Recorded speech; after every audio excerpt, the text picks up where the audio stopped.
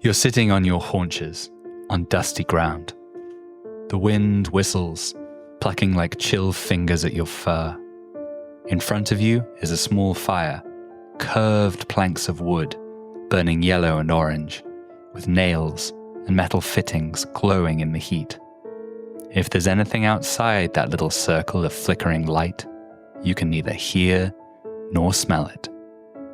You feel a tickle around your neck. Hey, what happened to you, Coyote? I fell.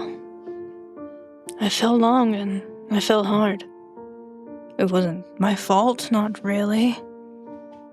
My gifts are better than any other creature's, that's no secret. But I got into more trouble than even I bargained for. I might have died. I feel like a ghost. I feel trapped in this mortal flesh.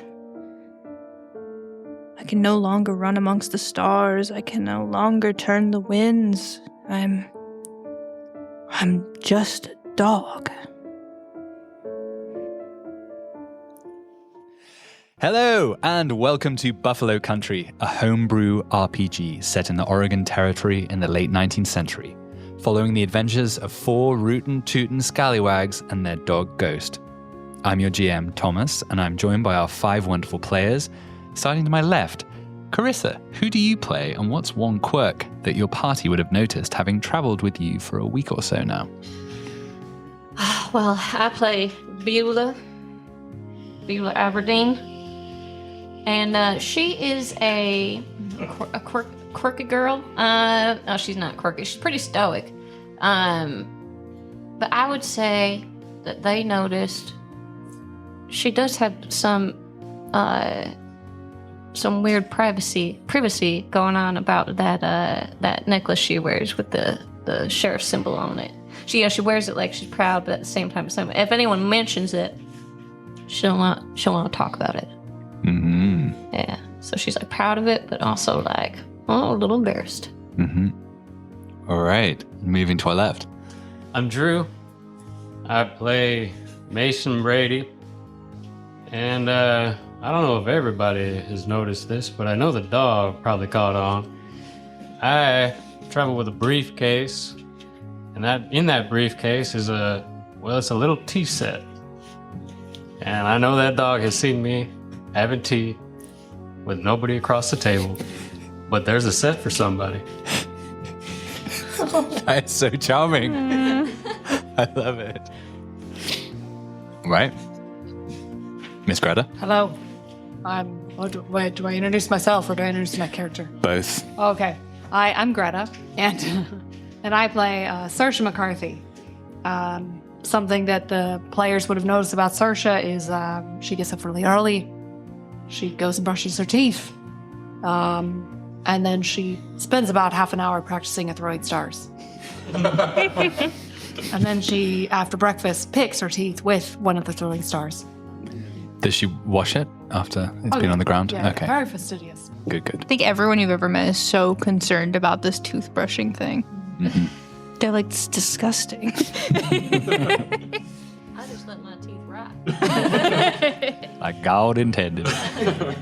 Like Right. real American. Reed. Hi, my name's Reed, and I play Pickles McCauchy, no relation. Something that my fellow travelers would notice about me is probably that I don't smell bad. I look all kinds dirty. Don't smell bad. I spend a lot of time in my room in the evening and in the morning, like before I come out for breakfast. Mm-hmm. And finally, Howdy. I play Not Today. Just kidding. I am Not Today. And I play Coyote the Ghost Dog. I guess like a weird, of all the weird quirks you've noticed about Coyote, Coyote has like a weird little tummy pouch like a possum. And that's where my stuff is. Right. That's where them 5 bullets are. That is good to know. We start today with a flashback. The flashback, and there is a beautiful poster drawn by Nat's own fair hand that we'll put up on Facebook and Instagram and places. In fact, Nat, do you want to describe it? Sure, yeah. So it is a worn out poster that I think each of you have your own that you found somewhere. And across the top it says missing ghost. And then there is a depiction of very normal looking canine, pointy ears, soft eyes, Fabulous eyelashes. fabulous eyelashes, A good wet nose? good wet nose, very like unassuming looking dog. At the bottom it says reward 500 bullets and your heart's desire, return to Gumption. That's all it says. I would like to point out that "yer" is spelled Y-E-R, and it makes me really happy. It is spelled Y-E-R. So I think we're going to say that you have followed instructions perhaps on the rear of this poster to meet at, what do you think would be a good location for this flashback? The whale. The whale. Oh, well. Well, W-E-L. Oh, whale. right. I thought it whale. might be a pub called the Whale. The whale. Is there a beach whale where we? I think there's a pub called the Whale. There we go. You meaning in the Whale? I've never actually seen a whale. Yeah, and I think it does have a old carved whale as the sign. And yeah, you're inside this tavern. I think it's trying to go for maybe a main or a northeast, like a whaler town. So this is a theme pub in Crescent City where you've met. And how do they find Ghost? I think they meet like a bartender first Uh-huh. that they ask about, and she says, "Oh, that old dog runs around out back. You're gonna have to try to catch her." Mm-hmm. So what do you do? Well, so we're all there. You're all there, but I guess you don't necessarily know that you're all there for the same reason. Yeah. I think Pickles was the first one to arrive and goes up to the bartender with the wanted poster, and upon receiving instructions to go out back, asks, "Do we know if this is a solo job or are other people coming after this here dog?" I've never seen that poster before in my life. I mean, the dog's been running out back, but does that say 500 bullets? You give me that poster, sir. It says 5 bullets. Let me go find that dog. Oh. I I mean, nobody's gonna pay 500 bullets for a dog. You never know. It's a crazy world out there. It's a crazy world. And Pickles pushes the bartender a little bit to make sure he's the first one out back. Hey, stop pushing me. This is my dog. Is this man bothering you, Oh, he pushed me. It was most uncivil. sir? She was There's no trying. need for that. She was trying to steal my bounty.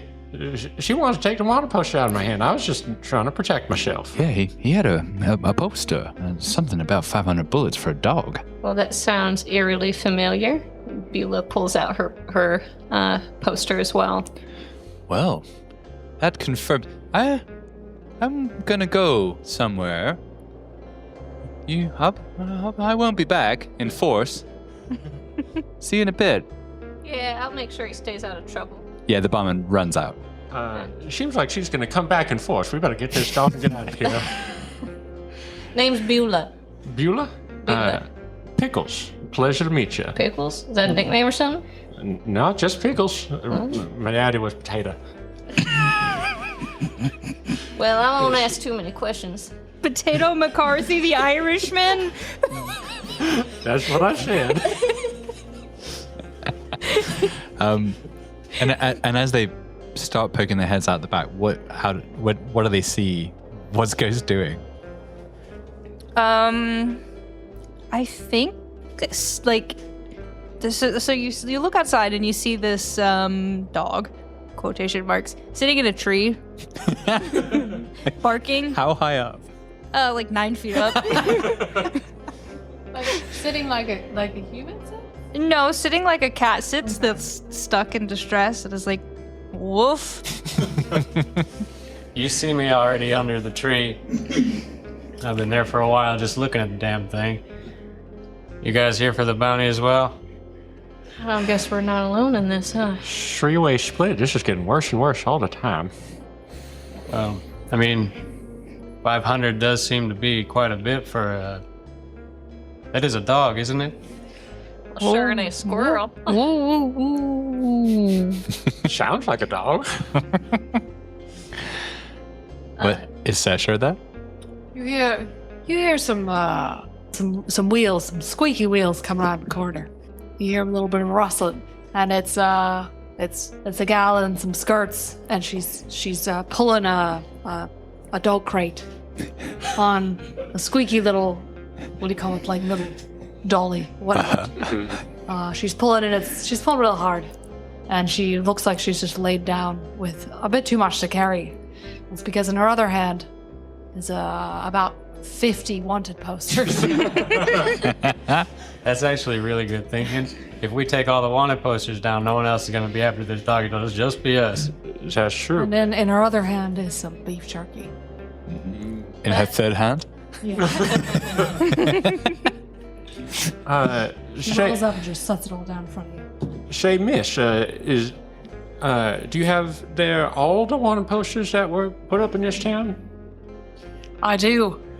And she looks in your hand and sees that you guys also have some other posters yourself. Seems this job's split in 4 ways. All right, well, I'm bringing the crate and I'm bringing the jerky. What do you guys bring to the table? Fighting spirit?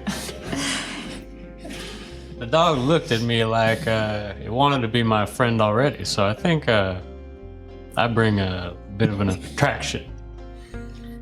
Well, the dog still appears to be in the tree, buddy. Come on, doggy. Come on down now. I think you look up to yell at the tree. The dog is actually in the crate eating jerky. What I tell you? And I think maybe you hear some footsteps from the street now, and you hear some through the theme pub. You can hear doors slamming in them saying, $500 for a dog? For a dog, yes, that's what it says. But there's some miscreants out back. They're trying to get that dog already. That dog's mine. Lady with the crate, we gotta get out of here because someone else saw this poster and they're coming after this valuable dog. Let's skedaddle. All right. Are we in this together? Because it would be very easy to double cross y'all. I'm the most trustworthy person you ever done met. Say. Let's shake on it. We're So- all gonna take this dog to Gumption. I think we get like a 4-way handshake. All of our arms are crossed. We're in a square. And There's a paw. yes, Paw at it's the very Wes Anderson. The camera's above. It's very obviously like a taxidermy paw. Yes. You go to hell if you break these promises. You just break these handshakes and truces. That's what I was always taught. Also, I'll kill you. But that's an easier way to get there, huh? Pickles just kind of stares off into the distance and gives like the faintest nod. And I think that's where we break the scene. And we are back in the present. The Helen May gives a final huff of steam as it noses up to the weathered dock at Gumption. Planks dark with tar and river water creak beneath the boots of dockhands waiting to receive her cargo. The late morning sun glints off the sluggish brown sweep of the Rattlesnake River, and the heat carries the smell of pine resin and coal ash. You can hear the riverboat's paddles slowing, the creak of the mooring rope. Just uphill from the dock, the town of Gumption rises on a gentle slope. You see Main Street stretching ahead, a neat row of timber-fronted buildings set close together. Their paint faded a little, but very well maintained. To your left, slightly uphill, stands the general store, McCoy Mercantile, wide-fronted with a hitching rail and crates stacked out front. Next to it, the taller facade of the stage station and the Prairie Moon Hotel looming cream and baby blue over the street, its veranda wrapping around like open arms. To the right, past a narrow side street, you spot the sheriff's office, squat and sun-bleached, with a single rocking chair on its porch. Beside it, the stables smell of hay and horse sweat, and then further along the street, you see the steeple of St. Johnny Appleseed, the church rising amongst the orchard trees, its weathered bell tower catching the sunlight. Ahead and slightly to the left, beyond the hotel, stands the first Gumption bank, solid and brick-fronted, guarded by iron bars. And then, and you can only just catch a glimpse of this from the river, the Doll's House Saloon. You can just catch a hint of piano music on the wind. And then, beyond that, the faint but industrial sound of axes and a hidden or a distant saw blade whining. And I think probably the furthest thing visible, just on the edge, would be there's an old mine in the hill behind town, dark opening, like a scar in the stone. The town is peopled, of course. A few townsfolk pause their morning activities to watch as you step onto the dock. The arrival of the riverboat is one of the most exciting parts of the day, of course. Men in work shirts with sawdust still clinging to their sleeves. You see a woman carrying a basket of laundry, a boy leading a mule. They nod politely as you step off the boat. There's a flicker of something cautious in their expressions, the same with the dock hands, as if Gumption is measuring you the moment that you arrive. What's the first thing you do as you step off the boat? What time of day is it? Late morning. Late morning? Anybody missing a dog? How the heck are we supposed to know where to take this dog? Yeah, it just says Gumption. Well, So- we're here. Well, maybe it knows where it's supposed to be. Let's get it off the leash. Let it roam. But if we let the dog get away, then how are we going to get the bounty? Well, I mean, it's not much faster than us. We can. Maybe it'll just lead us. That's what I'm saying. But without it being set free. All right, all right. All right, come here, puppy. Come here, little doggy. Does Beulah have me on the leash now? I think probably Pickles is holding leash, and I'm just kind of like egging you on, like, okay, where's mommy and daddy? Here, There's the Mommy. books. All right.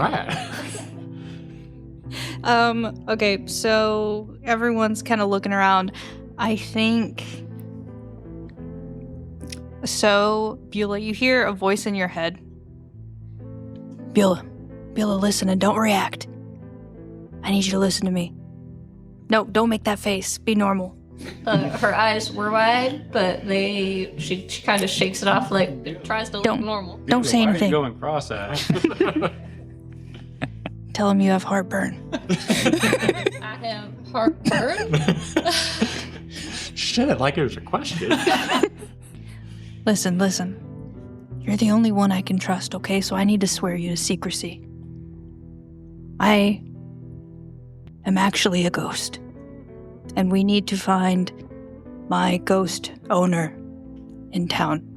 Okay? And I'll help you do it, but first we need to figure out what's going on. We need to see who's in power, and we need to get equipped. Do you understand? You can't tell anyone this. Good doggy. Thanks. Good Okay. doggy. Saoirse, you hear a voice in your head. Saoirse, listen, you're the only one I can trust. You can't tell anyone this. I'm actually a famous circus dog. I've escaped. And my owner died somewhere in Gumption and buried his circus treasure, and you're gonna help me find it. You can't let the others know. You're the only one I can trust, okay? Say nothing. Close enough. Here's some turkey, dog. Yes, show us the way to your owner. It maybe the ghost will, as we get closer, maybe we explore Gumption a little bit here. Ghost will find and get more excited and give us clues around who we're supposed to find. Yep. That seems reasonable to me. Who said yep? Mason, it's me, your conscience.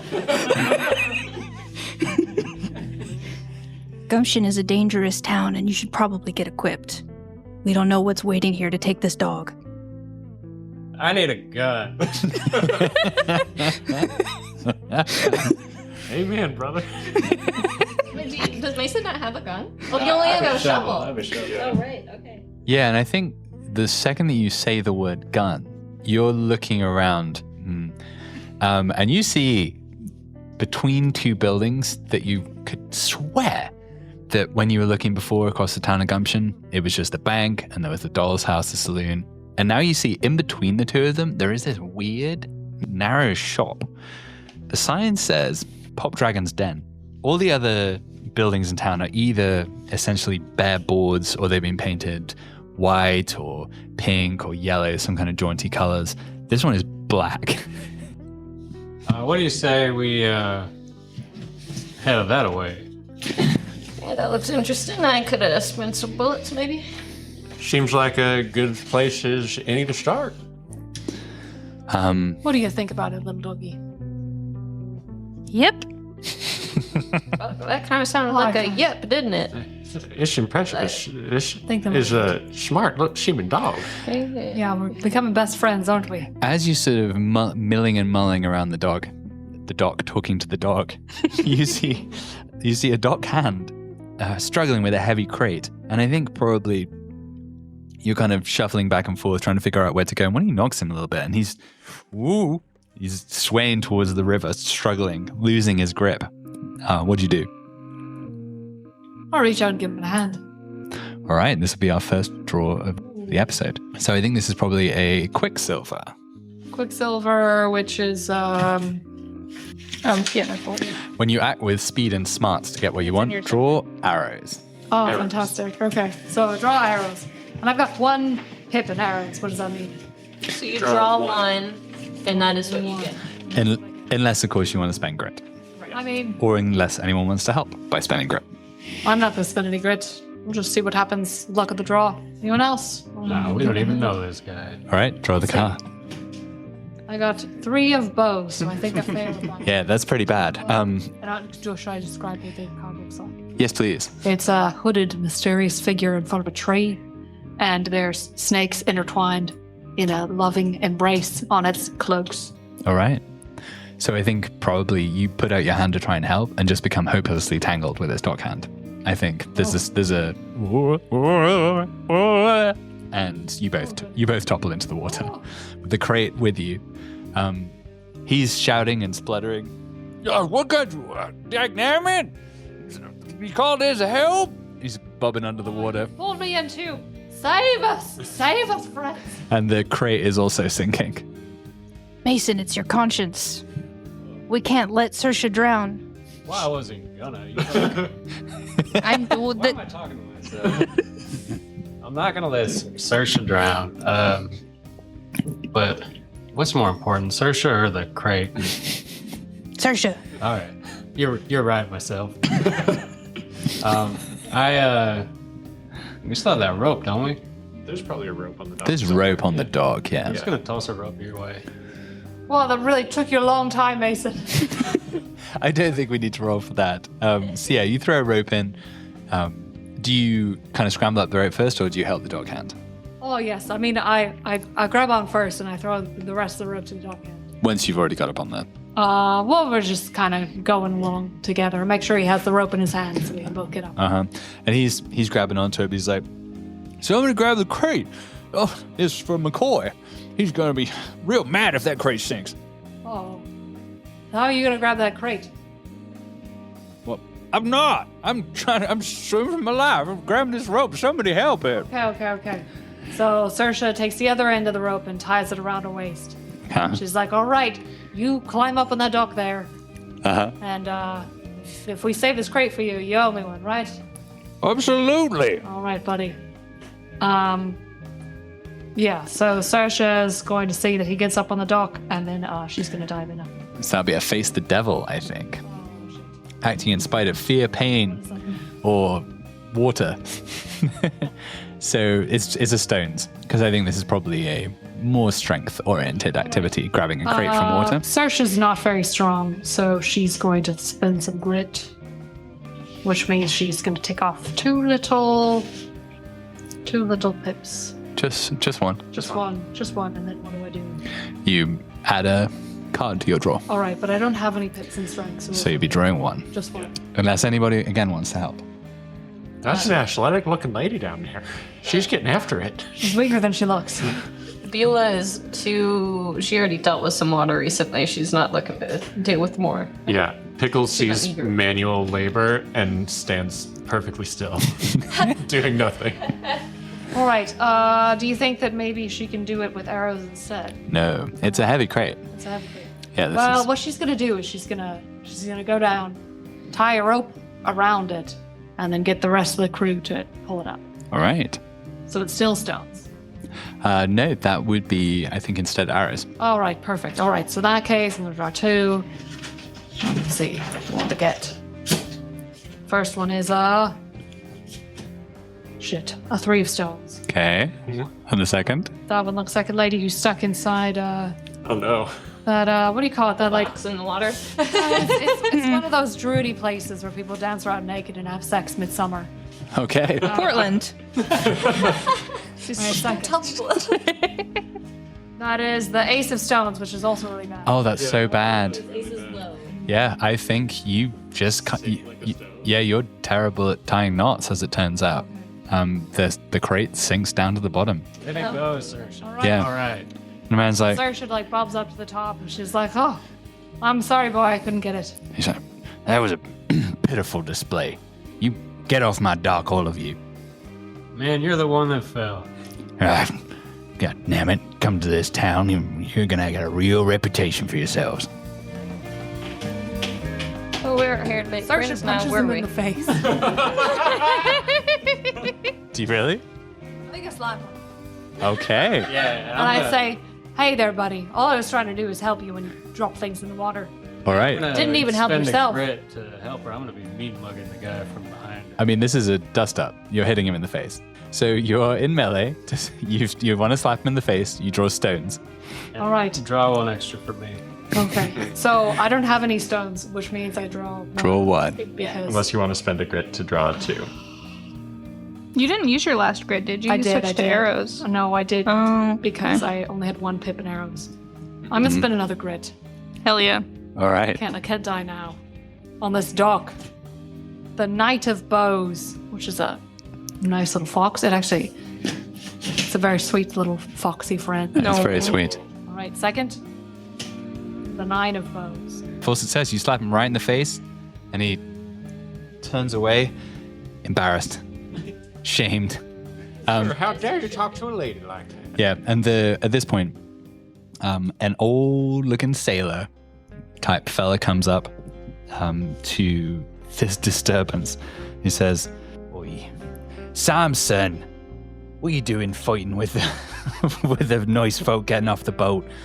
You drop that crate and I'm going to be docking that for your wages for the next 3 months. You see if I don't." He looks over to you and he's like, "You came on the boat with my son, Billy Gamp, the captain of the, what do we say, Helen May. How was your voyage? Did he do well by you? He's a good boy." Yeah, there were some rough points, but nothing that was his fault. Mm-hmm. Well, I disagree. I have some complaints, but we can take care of that later. I don't feel like going into it right now. Well, what? You sure you don't want to tell me? What kind of thing was? I told him Was the not matter? to stop the damn boat, and you stopped the damn boat to save some folk, and we just wanted to get to Gumption. He saved some people though, right? That's the law of the river. You've got to stop and help other boatmen. Well, I guess I wasn't informed of the law. And the rest of you, how was your voyage? Jay made pretty good sandwiches out on the boat, so I was pretty happy. Mm-hmm. They do make good sandwiches. Lots of shrimp. Mm-hmm. There's plenty of it. I think that you fellas are just overlooking the big catastrophe that happened on the boat. What's that? Someone was murdered. That wasn't Billy's Sure. Oh, fault. of course not. Of course it wasn't Billy's Well, fault. Billy hired the damn guy. Yeah, that's It wasn't true. Billy's fault, of course. And he was very valiant and stopped in St. Julius Fenwick and his little boy. So you're Seems like there's a murderer in these guys. that's absolutely flabbergasting. There's a murder on the boat, and you're saying someone my son Harb was involved? That's right. Jimmy Bolton, I believe. I believe you're correct. And he sure bolted off the boat afterwards. It sure did. Ran into the woods, so couldn't really tell where he was going. My But, I mean, advice- this is the only place nearby. My advice is to give your son a 3-month suspension. Very reasonable. Who's going to drive the boat, though, if I suspend my son?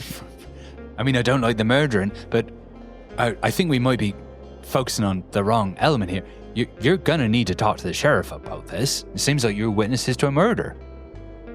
Would murder, common around these parts? I mean, it's we're in the frontier, so it's not unknown. But it's certainly not the kind of thing that the great and good of this town would abide. This is a law-abiding place, and we don't like no trouble here. Well, that's good to hear. Good to hear that there are good folks out here on the frontier. That's right. I've seen some mixed approaches out here, so happy that we're in a lawful place. What are the approaches you've seen? It's a long story. I won't get into it now. Yeah, this is not a town that will abide mischief or nonsense. You mentioned you were Billy Camp's father, That's right. Horatio's the name. and you're what do you do here? I'm the dockmaster. I look after, help unload the boats. Okay. You don't happen to know anybody missing a dog? A dog? No, I can't say that I do. Is that this dog you've got here? Well, yes, it is. Where are you brought this dog from? Well, we come across it in Crescent City. You brought a dog all the way up here from Crescent City? Is this why you're here? Yeah. That's insane. He looks down at the dog. Yeah, it's not even a very good one. I mean, she's got some tricks up her sleeve, but we just trying to help some people out. Well, that's mighty Samaritan of you, I suppose. But no, I ain't heard nobody missing no dog. But Think the sheriff might know? I mean, the sheriff's probably going to be primarily interested in the murder, but I'd definitely scurry your way up there as soon as you can, before he comes to get you. Oh, sure. I mean, we don't know a whole lot about the murder. I don't know how much help will be there, but Well, we can definitely help and maybe get some direction along the way. I would certainly encourage you not to hold them back from Sheriff Amos. He's not perhaps the young man he once was, but he doesn't put up with any nonsense. So just be clear, and don't go making any enemies or any friends in this town before you think carefully about it. Word to the wise. All right, I've got to get on unloading this cargo and trying to get that crate up from the bottom of the river that idiot just dropped in there. But boy, See you, Phil. We'll head on up to the sheriff. Amos? yeah, Sheriff Amos is what he said. I mean, maybe just a tiniest little detour to that cool-looking black shop up there. It's a cool looking shop. And it's got to be on the way, probably. It's a pretty small town, so the street, yeah, it's a few doors down from the sheriff. Yeah, it's just on the way. We're just gonna pop in. Past the check bank. in. That won't be no problem for nobody. Mm-hmm. So you stroll up Main Street, past the general store, past the Prairie Moon Hotel, past the stage station. You see I guess, like very Clint Eastwood looking figure, kind of leaning against the wall there, tips his hat to you, and up towards the slender, dark establishment, Pop Dragon's Den. Closer up, you can see that there are indeed strange geometric patterns burned into the lintels, as if perhaps to ward off spirits or bad luck. The hand-painted sign above the door reads, "Curios, ammunition, strange finds." The front window, you can see it's kind of grubby, but through the glass, you can see something like a clock whose hands appear to be moving backwards. You see a strange-looking, very straight sword with odd curly symbols on the blade, resting next to a Colt Navy revolver, brass diving helmet, and a taxidermied raven wearing a pair of tiny spectacles, but the lenses are dark. You also see a stack of kind of oval-shaped boards with tiny wheels beneath them.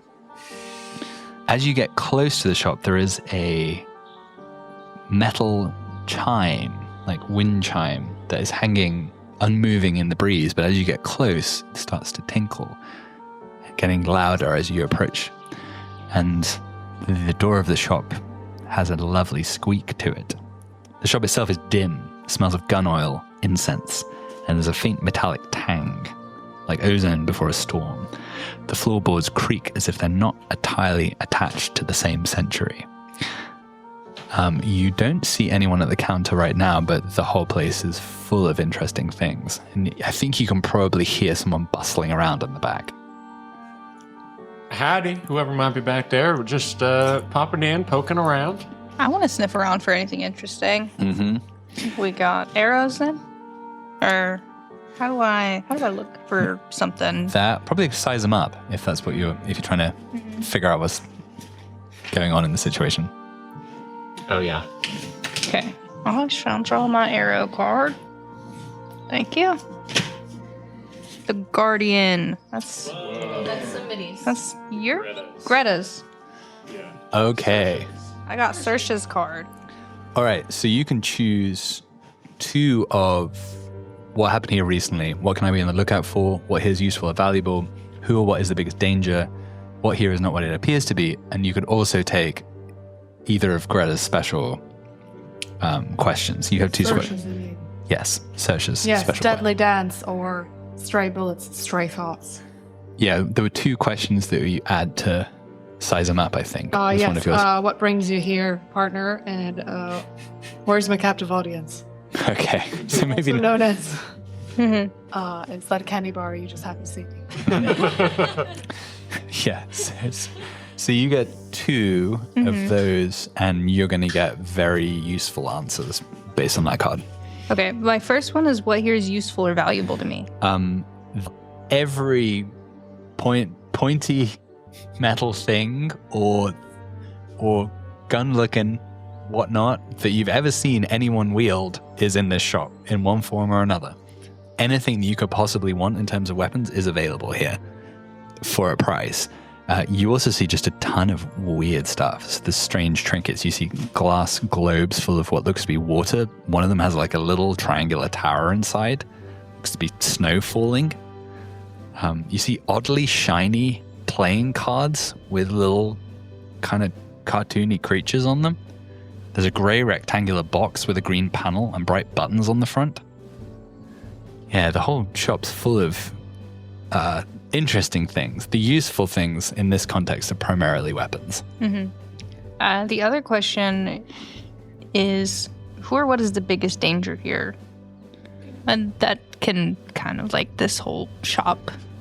Right.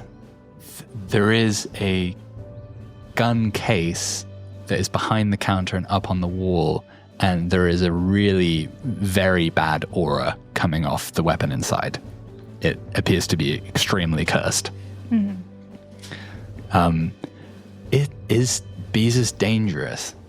I don't think you get danger off Beezus, but as you are looking around, all of a sudden, he's sitting there right next to you, like on his haunches looking at you in the doggy face. And he's like, yeah, that's a cursed...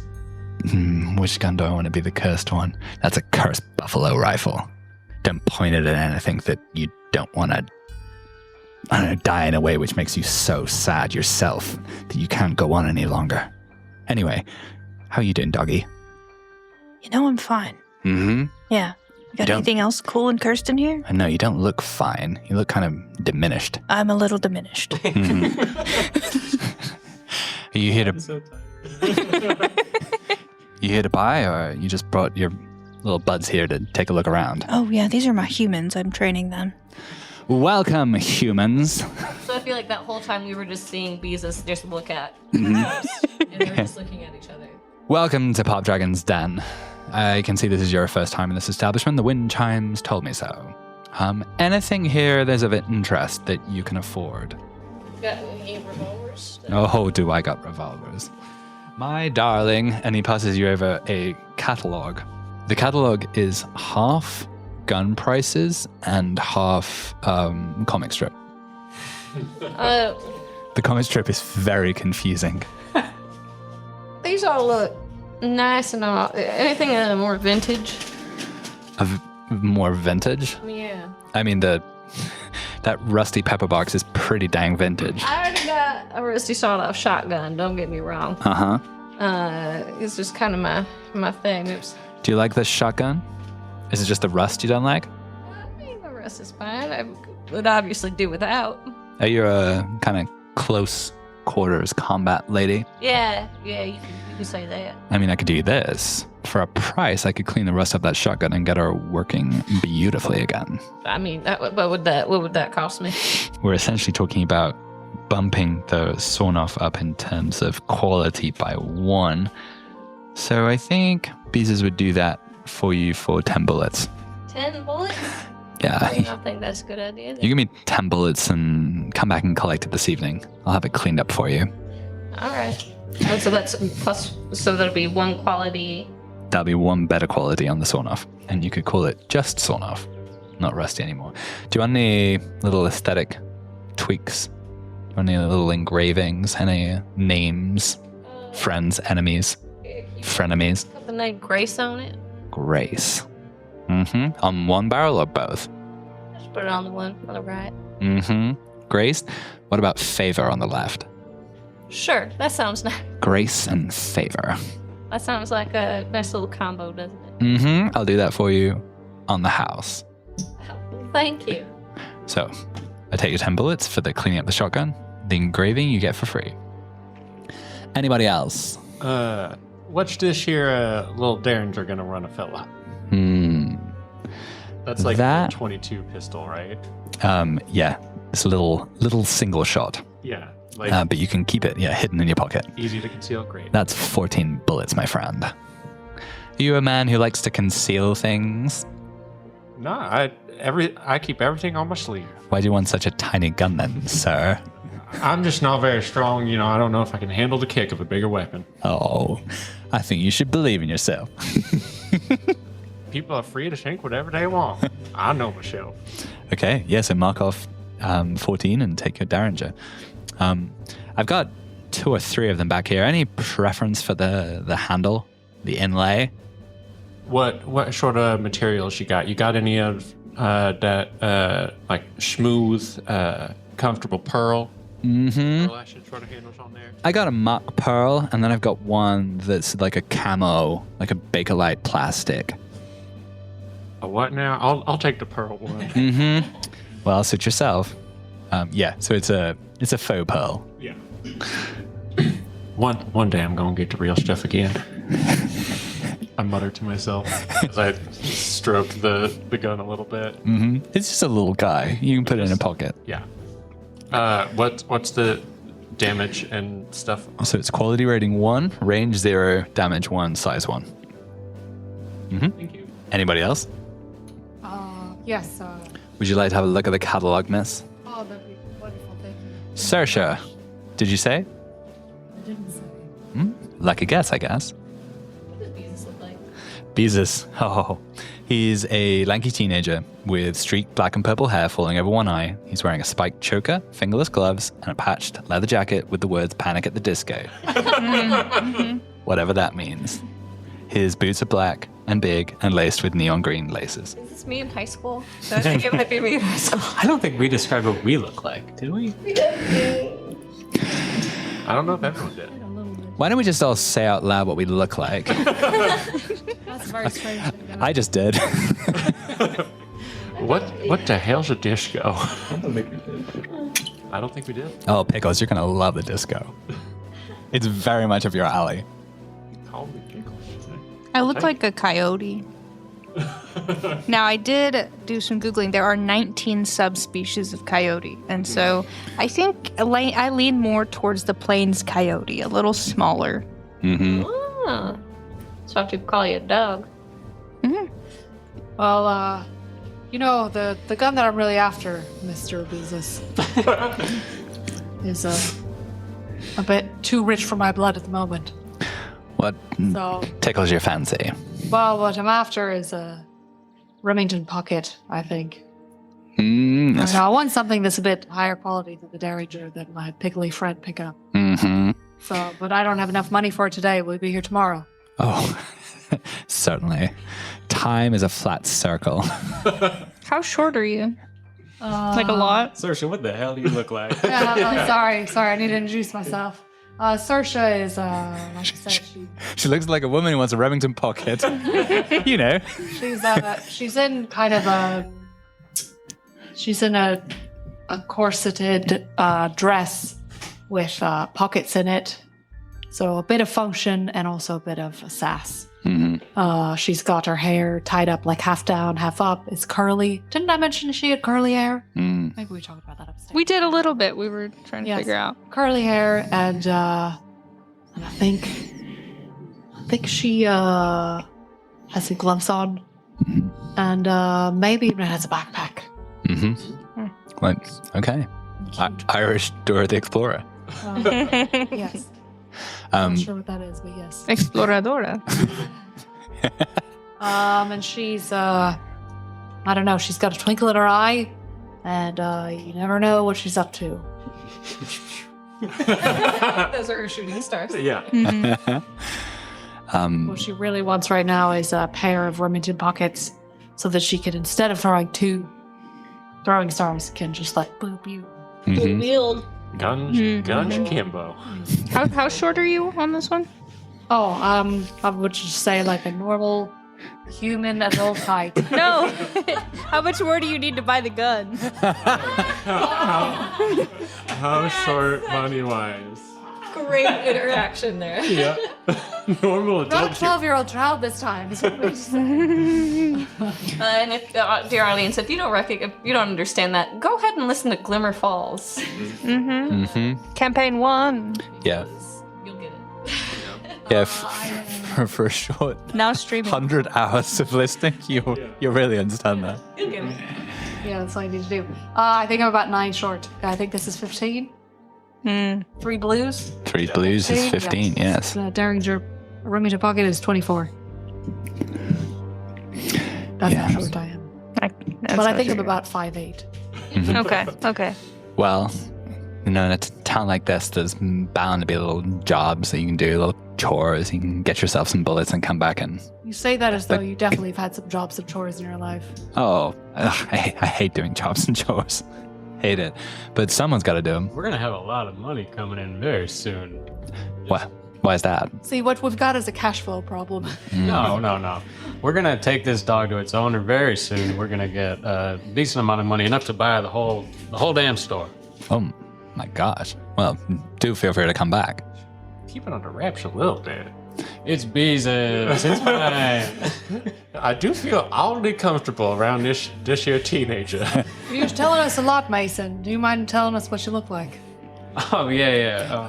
Beezus is handing out Sour Patch Kids, by the way, at this point. And it's the most intense thing you've ever tasted. Feels like I'm rolling.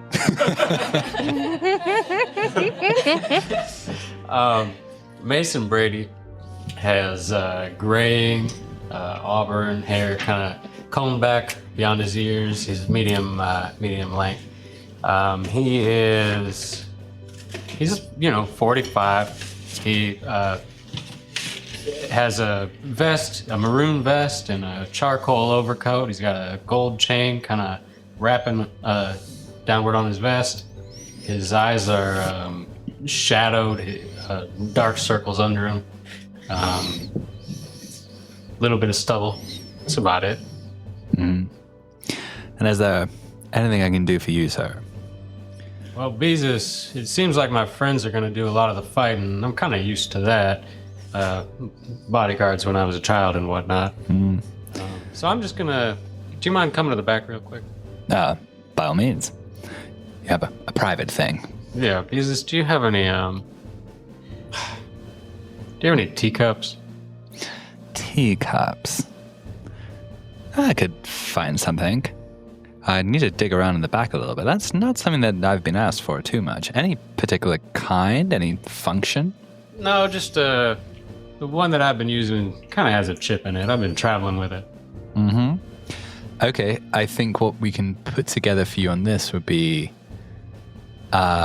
something with a vessel's bonus. So it would be maybe something that would help you when you speak your piece. If you sit down with someone and take tea with them with this set, I think we could have a +1. So it wouldn't work in any like combat situation. It would have to be one in which they already agreed to have tea with you. So yeah, I think he finds one at back. He's like, do you prefer seagulls or kittens? Oh, wait, you don't have to choose. This one has both. Yeah, it's a tea set. There are 2 cups. There's a little teapot. There's saucers, and there's one little pot that says sugar, another one that says hobnobs. And yeah, he brings it out and he looks and he's like, yeah, I can see. And this one of the cups, the seagulls is stealing the biscuits from the kittens, and the other one, the kittens are brutally slaughtering it.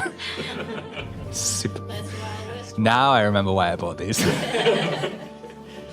How much is that going to run me, Beezus? This one will be 15 bullets, I think. All right, well, once again, I'm a little short, but we're getting some money coming in, so I'll be back. I could give you one of these teacups. Just a taste. You wouldn't be able to take tea with anybody, but you can get used to it, the whole idea of it. So I'll do that I'm going to do that for 5 bullets. You can have the teapot, you can have one of the cups, and then come back for the full set. I'm going to do the Bloody Massacre cup, if that's all right. Oh, by all means. And now I remember this originally had 6 cups, and I've been doing the same deal for all kinds of tea perverts. Glad I could find what you were looking for. Anybody else? I think Pickles has found like a mirror under a blanket in the corner and has taken the blanket off so he can see what Pickles McCarthy looks like. Okay. He has a big old bushy beard that connects into like a big mane of scraggly, kind of wavy brown hair. His face is like coated in dust. It doesn't make a whole lot of sense. We've been out on the river for a few days, but somehow I'm all dusty. He's wearing a like long brown coat with a white undershirt underneath, and has potato sack material pants that are held up by a rope tied at the waist. And he stands a little hunched over, and has a set of perfectly white shiny teeth. And I think and you're the only one who can see this in the mirror, as you stand there, another man steps out from behind you. He's wearing a smock, has a pair of glasses on, and is carrying a pair of scissors in one hand and a comb in the other, and he winks at you. Pickles punches the mirror and leaves it in cracks and tatters as pieces fall to the ground. You'd better be willing to pay for that. There's something wrong. It was like just when I found it. There was something wrong. I do not believe it was. You just punched my mirror of true seeing, my friend. There's definitely something wrong with it. That I know for sure. I think you're going to have to speak your piece here to try and get out of paying for this magical mirror. Yeah. Vessels. Okay. Vessels, I have 2. I really do not want to pay. I'm going to spend a grit. I think that's wise. For this powerful magic mirror. Yeah, to draw. Did you break it or did you just crack it? I punched it in and small pieces fell out. Oh, does it still work?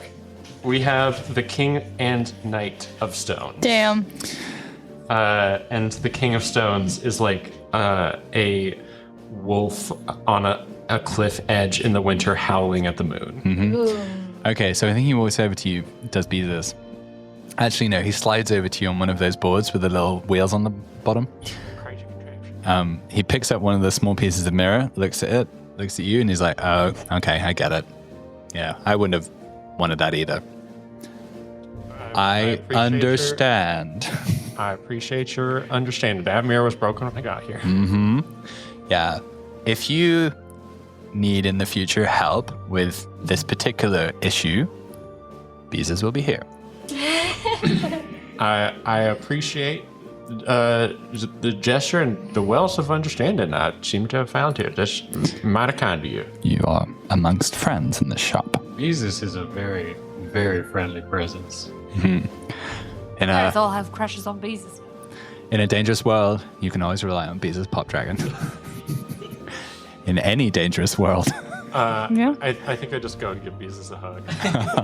Oh, get off me, that's gross. Old people, am I right? Yes, fair enough. Yeah. How I'm sorry. old is Beezus? He's a teenager. Oh, he is a teenager. Canonically, forever a teen. Forever I thought he was really grown. not 21. Okay. Okay, so we shouldn't be hitting on Beezus. Probably not. He's canonically thousands of years old, so The laws were different. There's a whole variety of reasons. He's a 1,000-year-old demon. It's falling. Forever cursed to sell trinkets. While you're, while Pickles is doing the mirror, right when you break it, Eula shakes her head and walks out front. She turns around and she looks at herself in the window, like the front window reflection. She realizes her hair that's tied back is a little messy, so she starts to fix it up. Because she always ties her hair back.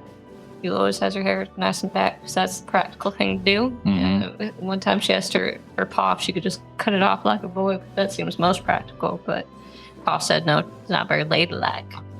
So she's always had it like this, but she touches her face slightly. And she has a scar on the left side of her face.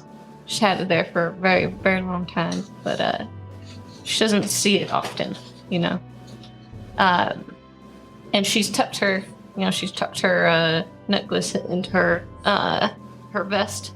The badge. Yeah. And just since they got off the boat, didn't want to draw any attention to it. She's got no old clothes, old jacket, but she kind of straightens it out, dusts it off, kind of straightens up and fixes her hair. Right. Does everyone have what they want?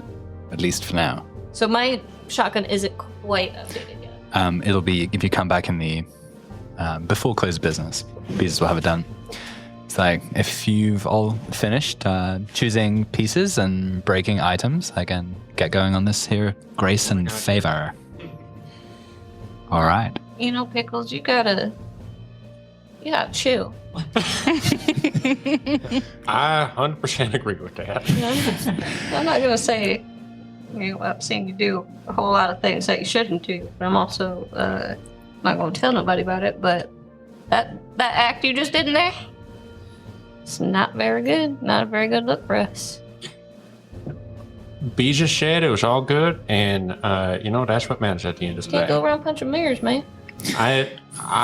That mirror was broken when I got there. I'm gonna stick to that story until the day I die. We saw you punch it. There was something wrong with it, okay? Don't be too hard on him. He saw something he didn't want to see. We might all have punched it. All right, come on back later, and I'll have the gun ready.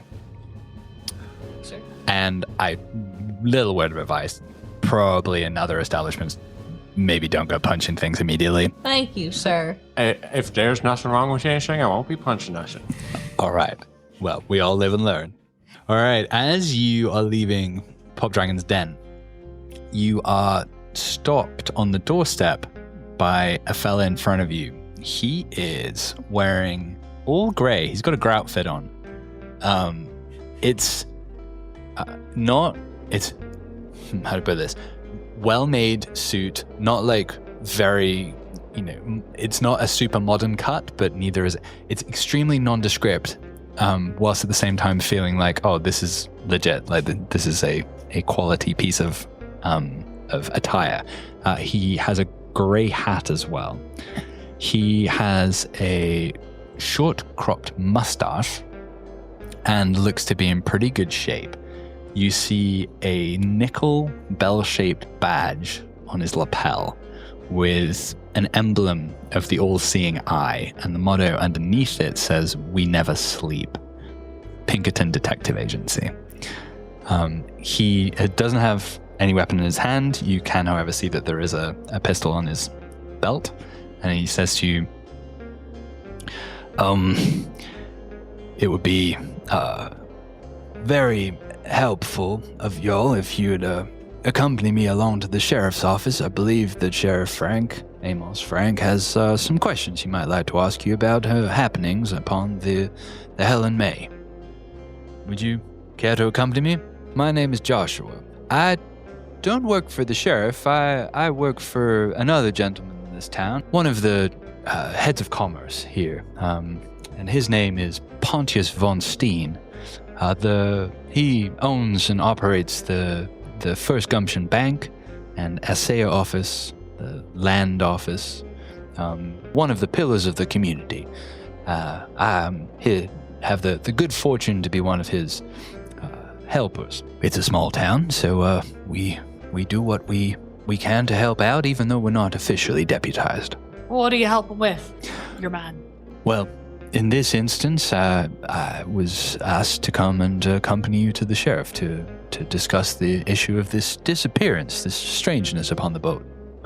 Of course, we were headed straight to the sheriff to report on what we had seen. We just needed to stock up after a long journey. That was our next stop, so it turns out you weren't actually needed for anything. Did you know the man who was killed? Julius Fenwick. I never met him, no. But please come along. And he just walks calmly alongside you. There's no attempt to intimidate. He's just showing you the way. He guides you, and it's really, it's a block away. The sheriff's office. Before we get there, Yeah. I think on the way, Saoirse wants to roll. Wants to ask some questions, which is a basic roll. Size him up. Size them up. Yeah, you could size him up. Is that a candy bar? Is he old enough to ask this question? Is he old enough to hit off? Where the heck is it? Where's what? I mean, I think I just need Size him up is it's the last one. It's just arrows, right? Or the second last. Okay. On Yeah. your face, when you closely study a situation or person, draw arrows on face card or major arcana, choose two of the following. All right, so if I got one pip and arrows, I get to draw one card. That's right. All right, okay. Well, I'll just do that. All right. Boom. And shit. Shite. That's 5 vessels. Okay. Failure. That is a failure. Okay, so what's the failure here? All right, so I think you're being way too obvious in scoping out. You were trying to scope out Joshua, right? That was the idea? Yeah. So you look Joshua up and down, and you're pretty good, you think, to yourself about gauging people and getting a sense of who they are and what they want. Joshua is like, it's like water off a duck's back. You get no purchase whatsoever. You are completely unable to ascertain what kind of person he is, and that is quite strange to begin with. He seems to have like this very glossy outer psyche that your attempts to kind of penetrate are completely ineffective on. All right, so it seems like this failure does give me some information. It does give you some information. However, the fail part of it, I would say, is he is looking at you very intently. You realize as you're like scanning up and down, and he's like, word of advice there, miss. I'd keep your eyes to yourself in this town, unless it's already someone with whom you're familiar. That kind of behavior is not encouraged, if you catch my drift. I appreciate the word of advice. Sure. But someone's going to escort me. I gotta figure out what's what and who's doing the escorting. Mm-hmm. Saoirse, we gotta act like we've been here before. We're invited to meet some of the most important people in this town. We're already very lucky. So I think mechanically the answer to that failure will be it's going to be harder for you to sneak around. If you want to do sneaky stuff later, you have very much got the attention of this Sneaky person. stuff is my favorite. Yeah. Okay, so you arrive at the sheriff's office.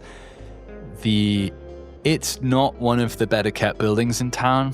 The paint on the exterior is peeling, the porch is sagging, and the sign just reads "Sheriff." Yep. I see nothing wrong with that. As you move into the interior and Joshua holds the door open for you, the room is close and smoky. You see a battered desk covered in papers and coffee rings. There are a few wanted posters, many of which are pretty yellow with age, tacked to the walls. Joshua leans against one of the walls and observes the situation as you meet Sheriff Frank Amos. Frank looks like... Oh, sorry, Amos Frank, not Frank Amos. He is actually a kind of bear of a man, but shrunken. He's gone to seed very much. Let's see. He's slouched. He's got stubble. His shirt is untucked. There's coffee stains on it. He's pretty stinky. What else do you see in here? Yeah, and then he speaks to you.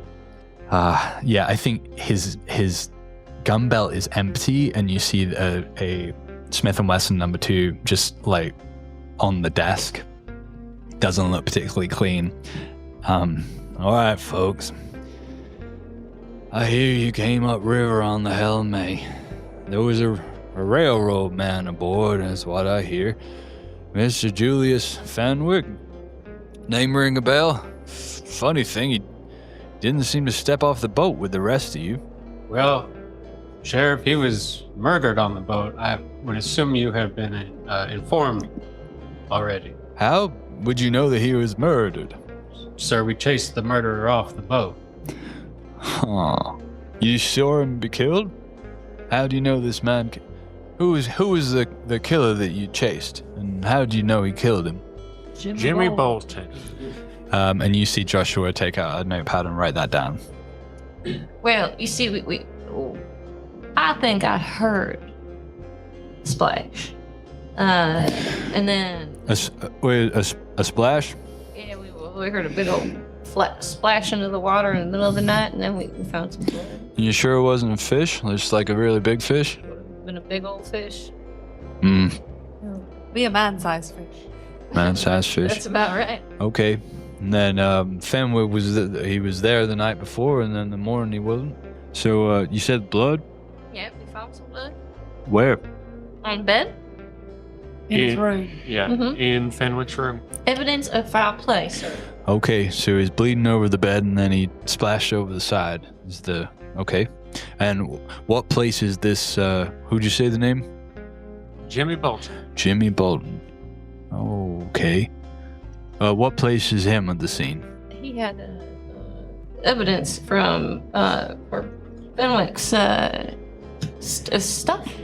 Oh, he'd like taken his... Stolen his personal items. Okay. And Joshua pops in at this point. And where did... do you still have this satchel? I think we left it with the captain. Mm-hmm. He steps out at this point and heads off towards the dock. Sheriff Amos watches him go and asks you, did Fenwick seem nervous or spooked to you at all the night before? I was closest to him. I don't think he... I mean, I didn't know the man well, but I don't think he looked spooked at all. How was he behaving? He was doing what he had done that whole trip. He was touting his business prospects here in Gumption. Uh-huh. What was his business? He was looking to create a railway from here to, I don't know where. I don't remember where he said. Damn fool errand. Nobody wants a railway here. That's what I told him. Well, sounds like he was a foolish man who met a foolish end, but we can't be having people murdering or throwing people off boats. It's bad for the name of the town. I'll investigate, chase up this suspect. Where are you staying in town if I need to talk to you about any more questions? Well, we were just about to need to figure that out. You know, mind if we ask you a question? Oh, by all means, if I help, I will. I didn't see any posters up here regarding a dog. Anybody missing a dog? Missing a dog? Yeah. I mean, if they're A wealthy person must say. wealthy, well, I mean, anyone who'd be particularly well heeled will be at the Prairie Moon, the hotel by the dock. You saw it's the blue and white place. Gottlieb Falkenberg is the proprietor. I mean, anyone fancy who comes through Gumption is gonna be there, but I haven't heard of anyone missing a fancy dog. Is it this dog here? That doesn't look particularly fancy. I'm acting as nonchalant and dog-like as I can manage. Hey, you want a biscuit? Pretty sure I got a biscuit back here. You want a biscuit? Yep. Yeah. Grabs just like I think it's a pretty stale, like a little bit of tea cake. Grabs that, checks it over to you on the floor. I'm gonna say into Beulah's mind, I don't like this guy. He seems like a lazy idiot. That is a good dog. Oh, all right. So again, where you intend to stay? Well, that depends. Does the name Brady hold much sway here anymore these days? Brady. I remember Brady family. Yeah, I mean, We built some of your churches, I think. we just got the one. We built Johnny Appleseed. You built it, you say. Do you still do any work of that kind? The reason I ask is I know the Reverend has been looking for some help in fixing the roof. It's leaking something terrible. Oh, one of those odd jobs that we can take. I reckon there'd be some bullets in there for you, or at least a few bushels of his apples. But yeah, no, I ain't had no dog. But yeah, the hotels. You basically got your two choices for your under the roof stay. I guess you can always live in a tent out by the miners' camp or what have you. But the hotel be for the better heeled. It's very comfortable and convenient. It's got all the modern cons, as they say. But this is a little on the expensive side, at least for me. And then the other place would be the Doll's House, saloon, and how do we say? Maybe there's some ill repute. There's some dancing, some music, and some other things that happen upstairs. So it's definitely on the more affordable end if you don't mind hearing some noises at night. Well, personally, I'm saving up my money for something special, so I'm gonna have to take the cheaper route. That's why I was hoping my name would carry some weight. Maybe get a discount. Oh, I mean, it's possible, I suppose, but really, there's only 3 names that carry weight here, commercially speaking. There's the Falkenbergs, Von Steen, and then Silas Kane up at the sawmill. I don't think that they take very kindly to much competition, but who knows? Maybe one of them was great friends with your father or whatnot. I don't know how rich Most people. folks were. Well, you can try it. Well, it sounds like Pappy was a good guy. I think we'll probably end up with the Doll's House for now. I've got some business to attend up to up there anyways. Okay, I'll put Doll's House down as your contact location. Yeah, say give my regards to Marigold up there. She's a good woman, and tell her to keep those dolls out of trouble. Yes, Saoirse winks at the sheriff. He doesn't know how to react to that. Yeah, good day, ma'am. And yeah, he sits back down at his desk and starts cleaning his fingernails with a knife. I'm gonna get right on this police work. Pleasure talking with you, Sheriff. Wasn't the worst part of my day. Well, Sheriff didn't know nothing about no fancy dog. Should we go inquire with one of the 3 fancy people? Pontius von Steen is the banker, Gottlieb Falkenberg is the hotelier, and Silas Kane is the sawmill owner. My thought is we might as well check out that fancy hotel he was looking at to see how expensive it is. And, people have different definitions of expensive, and just check in with the proprietor there. Wow. All right, well, don't go punching anyone in the face. I'm not going to be punching. No punching any mirrors. No people. I promise it has. Saoirse, you took the words right out of my mouth. Yeah, also, I would like to remind you, Saoirse, that you slapped somebody earlier. Oh, I did. That dude deserved You it. did deserve it. Thank I you, know, I Pickles. was mean mugging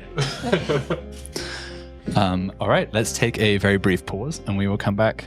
And sounds like you guys want to go to the Prairie Moon? Yeah. The double doors of the Prairie Moon Hotel swing open with an ease that suggests polish and care. Inside, sunlight slants through tall windows into the central atrium, catching the sheen of parquet floors softened by Persian rugs. The air smells of pipe smoke, fresh coffee, and lavender polish. Off to your right, the lounge hosts plush velvet upholstered chairs around a Riverstone fireplace. Behind the reception desk ahead of you, next to the elevator, stands Gottlieb Falkenberg, impeccable in a dark suit, silk cravat, and gold watch chain. He greets you with a smile that is warm and measuring. And he says, "Oh, brave new world that has such people in it. You are new in town, yeah? And how might Gottlieb Falkenberg be of service? Do you wish to take rooms in mine humble hotel? Or a shave and some supper, perhaps?" Yeah, I'd like to inquire about the rates on the room here. It seems like quite a fine establishment. We do our best. We are a humble staging post in the wilderness, but 3 bullets per night payable in advance for the week, so it would be 21 bullets. I see. This is quite a fancy place you got here. I believe we're also told by the sheriff that you were one of the titans of, commerce, as it were, in this here city. Are you missing a dog? Amos is too kind. Titan of commerce. Well, I'm blushing. I'm missing a dog. I don't believe so. Is this the dog that you're referring to? Oh. Hello there, doggy. Who's a good doggy? She doesn't like to be touched. I see. I won't touch the dogs then. Thank you. And what might your names be? You can call me Beulah. Pleasure. Pickles McCosh. Pickles. A curious name. I shall add it to my book of names. Yeah, well, like I've told you folks, my daddy was potato. It's sort of a family thing. Oh, So, well, pleasure to meet you as well. And the rest of you? What are your names? Ah, of the Bradys. Well, a pleasure to meet someone from such a distinguished ancestry. And you, miss? Oh, my name is Miss Saoirse. Saoirse McCarthy. Sure. Well, a pleasure to meet you too. And you're all here looking for the owner of this dog? Yes. Well, that's primarily our objective. Well, you are welcome to put up a notice on our notice board here in the lobby. Beulah kind of eyes the group. I don't know if I think we might ask around a little bit first before we do anything. And is this your only business in town? Are you passing through for this dog reward and then leaving, or do you have intentions to stay? yeah, I got a claim on the outskirts of town that I'm gonna, see if I can strike it big. Strike it big. Yeah. Well, best of luck to you. Coyote side eyes you. And do be sure to take any nuggets that you acquire to the bank. An assaying office is where the gold is assayed and priced, and you receive your bullets. I will certainly make sure to do that. Good. Pontius is very assiduous at wanting everything to go run like clockwork through that establishment, the financial life of the town. Out here in the wilderness, amidst all of this chaos, keeping the spirit of order is critically important. Sure thing. Yeah, that's very nice. Yes, I actually came out to this part to have a look at your church. I've heard very good things about it. I'm also a performer, so I might be checking out the doll's house later. Are you an adherent of the saint, Johnny Appleseed? Might be. I know that he is of particular appeal both to frontiersmen but also to people, I assume, of ancestry from Ireland. Yes, I assume that Ireland exists in this universe, so yeah. Yes, this universe is essentially the same as ours, except that America is all Catholic. The Irish, the apple is in a sense the potato of the tree. Potato of a tree, yeah, that's how I've heard it described. Yep, that's what my daddy always said. Potato. My daddy potato always said apples, potato of the tree. Do we know the story of Saint Johnny Appleseed? Oh, We have to create that together. let us say, for the sake of argument, that the story of Johnny Appleseed is not necessarily completely literal and taken gospel and written down in the book. Perhaps one might say, if one was of a scientific mind, that it is an amalgam of some kind of frontier legends and also John the Baptist from the biblical tradition. Kind of hybrid form. You know, some folks really take it quite literally. Oh, I'm sure they do. Sorry, you have to describe it for me again. What does John the Baptist have to do with Johnny Appleseed? Well, we say Johnny Appleseed, the saint, has some aspects of the frontier myths of these people who went out into the wilderness and were planting apple trees, orchards, turning the untamed territory into agricultural land.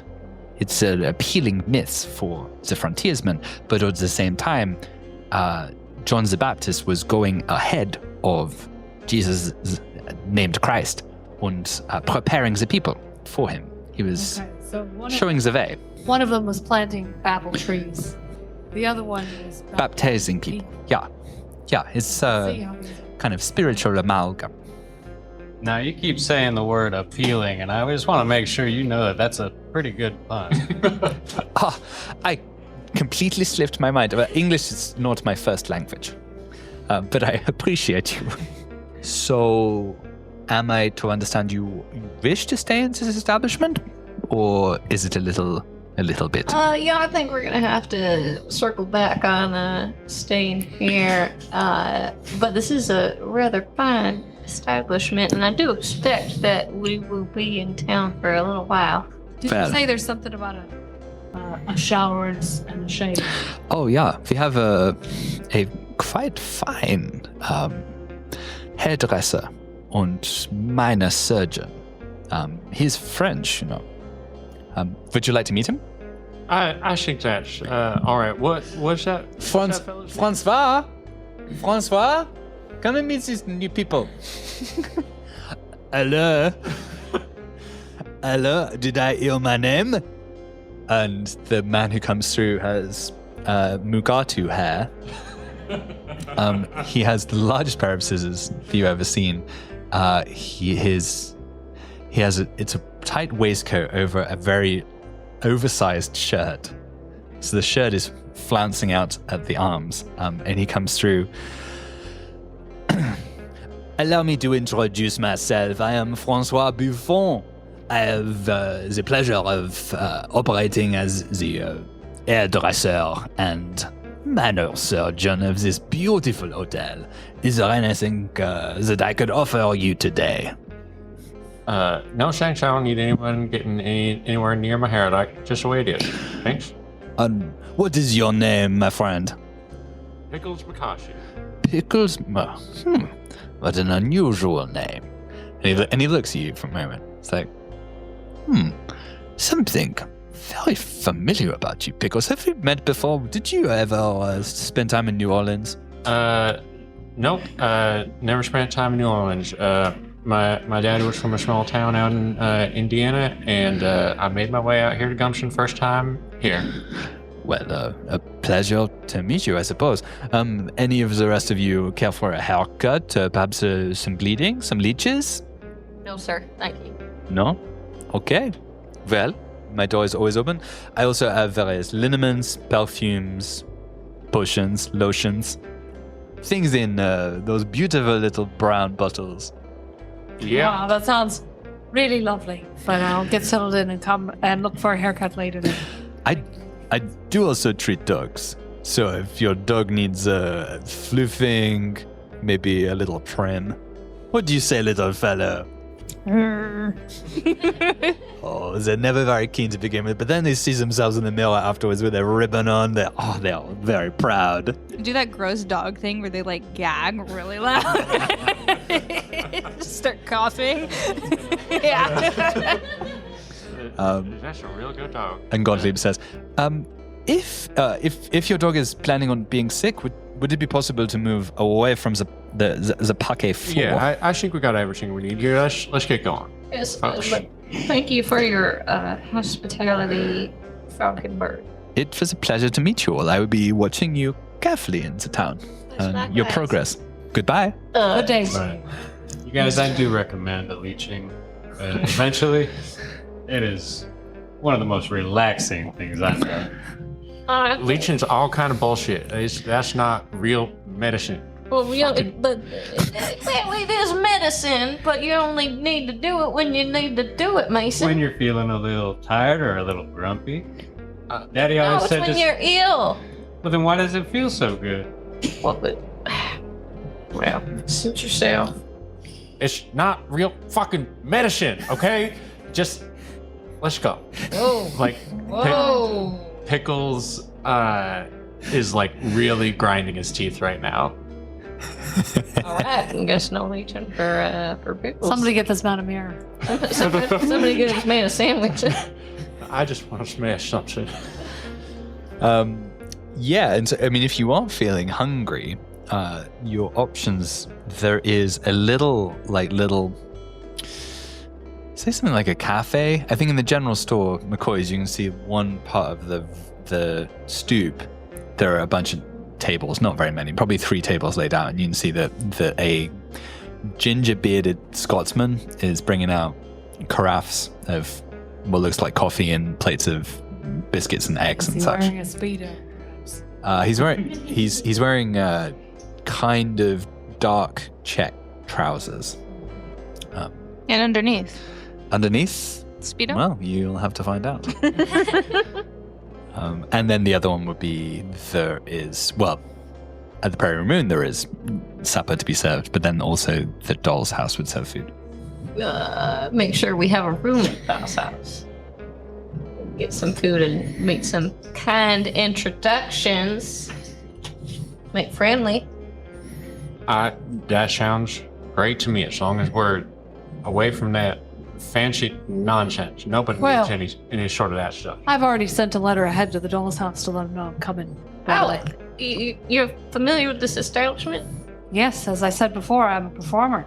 Well, yes, but there's lots of places you can perform. Have you performed at Doll House before? No, I haven't been to the town before, but I have heard tell of it. It's very famous. For its dancing and its partying and its performances. I'm really working on my act. Which is Well- a bit of throwing stars and a bit of dancing. I bet you make the boys just shake right out of their boots. That's the point. You want to scare them and excite them. Pickles blushes. So to the doll's house? All right. The doll's house glows with warm light even during the day. Red velvet curtains frame the windows, and inside, as you walk in, the polished wood floors and brass lanterns give the place a golden sheen. You can smell whiskey and quite a lot of perfume, lilac, mixed with the faint notes of a piano. Someone is playing in the corner. Let's see how to describe it for you. There is a Moulin Rouge stage at one side with curtains, and above it there is a rose with thorns that then kind of are patterns that go across the top of the stage. It's slightly elevated. Behind the stage there is I guess probably like a large ink on canvas drawing of a steamboat on a stormy river. There are tables and chairs around. There is a bar, and then so this part of it is double height, and then there is a kind of what do you call it? A landing around the top. There's stairs going up to a landing, and then there are rooms going off on either side. Those rooms would overlook the theater part of it too, and there is a large bar with kind of faded mirrors behind a lot of shelves with interesting bottles on them. Behind the bar is a middle-aged, very handsome woman in a scarlet dress with a very big hair who clocks you as you come in and calls out over to you. First drink's free for new folks, sugar. The dolls come on at 6. Ain't nothing finer this side of the Blue Mountains. Oh, well, come over here. Sit yourself down. Yeah, slides a shot of whiskey over to you. It comes to rest perfectly in front of you. Pickles shoots it and then like really grimaces. Oh, that go down the wrong hole? Nope, everything's all good on Pickles' end. Nope, we're good over here. You hungry, sugar? I could use a sandwich. Oh, I'll get you a sandwich. Any particular preference? No. All right, get you a generic sandwich. Calls out to the kitchen. Whatever you've got, this man will eat it, I'll wager. And drinks for y'all? Whiskey's look pretty good. Okay. Slides your whiskeys across, puts a bowl down with some water for the dog. Gives you a little scratch under the chin. How you doing there? I know, it's been a long day, hasn't it? Little dog nod. Mm-hmm. You look... Did you send me a letter ahead? I did. And I guess I also sent you a self-portrait. Yeah. Something about you says throwing stars and dancing. Oh, that's me. That's Saoirse McCarthy for you. Well, it's a pleasure to meet you, Saoirse. Is that your stage name or you got something different? I'm workshopping my stage name. Okay, should we do it? We could help you. Oh, we can do it now. All right. Yeah, we've all got drinks. You want to workshop a name? All right. So, that's my act so far. Throwing stars. Okay. Wait, do you actually throw stars at the men? Hold on at them. Do you bring a man on stage? I think I bring him out on stage. Oh, well, what I do is I have a target, Mm-hmm. and I have the target on the stage, and I toss it at that. And then I have an assistant, a brave assistant. Mm-hmm. My assistant. I'll do anything you say. Who likes to? That's not my wife. It's on the audience with the target, and then I throw the star. Out in the audience with the target. So he's holding it. He's in front of the target. No. He's holding. Oh, he's holding it. What's the size? What's the size of the target? What does it look like? Maybe it looks like an apple. Oh, okay. Bigger than like a picture of an apple. And he holds it like by his head. Oh yes. What about that? All right. Fill a little thing full of sawdust, make it look like an apple. Yeah. Then it catch the stars real nice with the golden. It'll be consistent with this whole apple theme of the adventure. It really appeased the church folk. Oh, you won't see the Reverend here. He don't stop by too often. But why not? I mean, this all sounds fun to me. Do you want to try it? I mean, I need to see in action before I put you up in front of paying customers. Okay, let me find I've got a turnip back here. That's a pretty small turnip. I think Saoirse pulls out of her bag a collapsed pizza down target. Okay. As she click, click, click, puts together. All right, so you get up on stage, you do your dancing, and then give us a bit of patter, and then throw them stars at this man's head. Pickles, you ready? Yeah, let's live on the edge. I could put you on tonight if this is good enough. All right, let's see. And I think this would. I mean, are you intending to stay? Well, I'll stay for a bit. Mm-hmm. You mean today or? Because this would be free lodging for you, sugar, and Yeah. maybe a little bit of. I'll do the food free for your friends. They'll have to pay for the rooms. Well, that's pretty nice. That's a pretty nice deal. If it's good. Okay, well, the pressure's really on now, isn't it? Would you mind throwing just one more shot of whiskey my way before we go into this dangerous endeavor that we've never practiced before? I toss, because I only drank a little bit of mine, I give Pickles the rest of most of mine. Never practice. What do you think I've been practicing? It's been so weird every morning after I brush my teeth. You know, I've just never practiced, and if something goes wrong on my end, I'm the one with throwing stars coming at me. So. Yeah. So as you're getting set up, Marigold stoops down next to Ghost. You seen him do this before? Is this a thing that she can really do, or is this man gonna be spiked in the head? I think Ghost gives a little yip. I also want to try to help Saoirse. I want to like get on the stage. And like I told Saoirse I was a circus dog. That's true, you did. Yeah. So I'm gonna do that cute dog thing and hop up to where I'm walking on my 2 front paws. Oh my gosh, that's good. I am also performing. You didn't say the dog was part of this show. Cutest thing. So, Saoirse gets up on the stage, sings a little bit of a number, and then does like a little can dance with her skirt. Oh, with the dog? Oh yes, and the dog is also. Oh my I'm god. also doing a can. That's the cutest thing I ever did see. And maybe it's got a skirt, but the skirt's over his head. Very cute. Oh my. And then after that, she does a little banter with the audience. Says, my name is Saoirse. Well, we didn't even come up with a stage name. Yeah, what's the stage name? Six-sided Saoirse. Oh. Ooh. Six-sided Saoirse.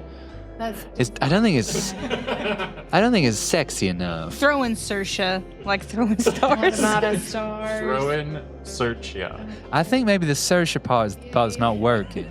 Because it'll be on the posters and people won't know what it means. Sexy? Sure I can. Oh my gosh, that's That'll be the good. tagline. She's a shooting star. Oh, that is good too. Good. Apple of my. Maybe sexy sure I can be the motto. Yeah. I like that. Yeah. What if my name is just apple pie? Apple pie. I mean, that's pretty good too. Very cute. Okay, just apple pie. People be like, "Oh, she must be really sweet," and then she's throwing knives at a man's head. Apple pie strikes back. Yeah. There's a lot of spice in that there apple pie. All right. Okay. I guess we're getting to the part of the performance where you throw the knives. Da-da-da. So there's two bullseyes. Of course, there's the practice one up on the stage. Mm-hmm. Okay. Well, first, Pickles is has handed me the little target, and I put it on a little easel on the stage. Mm-hmm. Because you got to start with the easy stuff, Right. And you got to build up to the stuff where I might hit Pickles in the hand. Right. And also, the chef comes out and gives Pickles a sandwich, Oh, very good. as promised. Very good, very good. Right, so Saoirse's doing the little act, do, and now she's gonna throw the throwing stars at the target that's up on stage. Up on the stage. Do I Mhm. have to draw for that? I think, yeah, let's try it. All right. Yeah. Why not for practice? That's gonna be arrows, sharper to the point. No, this is bows. Bows, power and flexibility. Why exactly bows? Bows is let the bullets fly. Oh, of course. All right. Well, luckily I've got 2 bows in that. Did I help? Like if I mark up? Yeah, crit? heck yeah. Okay. Absolutely. All right. Helping a lot. So do I have to roll once for both of them, or once and then again when I? So I'm wondering whether this whole thing is not more like a performance check. Oh no, the throwing is definitely a yeah. Okay, so draw bows, All right. Draw my bows and I think this is gonna be it'll be for both. for both of them. Yeah. Yeah. Okay. Is 3 enough? It's better be. Yeah. You can also spend a grit yourself. I'm gonna spend a grip myself. To not hit me in the head. Yeah. Our room and board depends on it, and also I don't want to hit Cool. Pickles in the head. Yeah, that would be pretty bad. Pickles It was is nice to know him. Pickles is holding the target in front of his face, and like the tips of his fingers are like creeping around the edges of it. Okay. And he's just like whispering to himself, "Don't hit my fingers! Don't hit my fingers! Don't hit my fingers!" What about the sandwich?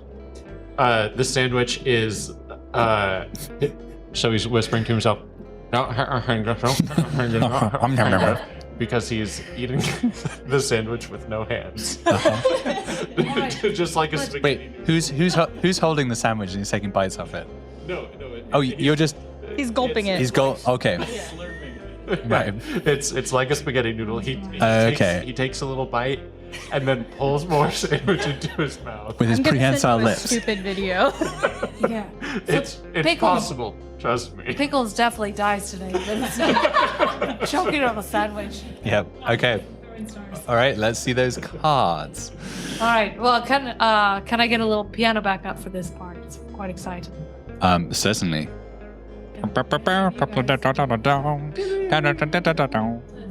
Saoirse Yeah, that's it. does a little spin and is about to release the first arrow Well, the first throwing star, so she Okay. sees how her lands on a foot and is about to release it, and then sees how she feels. Okay. When she turns over the first card, and the first card is the Queen of Stones. Very nice. So I think with that, the first star hits the target with a thud. Okay, very good. Doesn't even chop off any pickle Doesn't even fingers. hit off any fingers. She hurt Anker. Yeah. Right. The next one is the Nine of Stones. Oh, mixed successes again. This one zips off the top of the target and just clips top of Pickle's hair.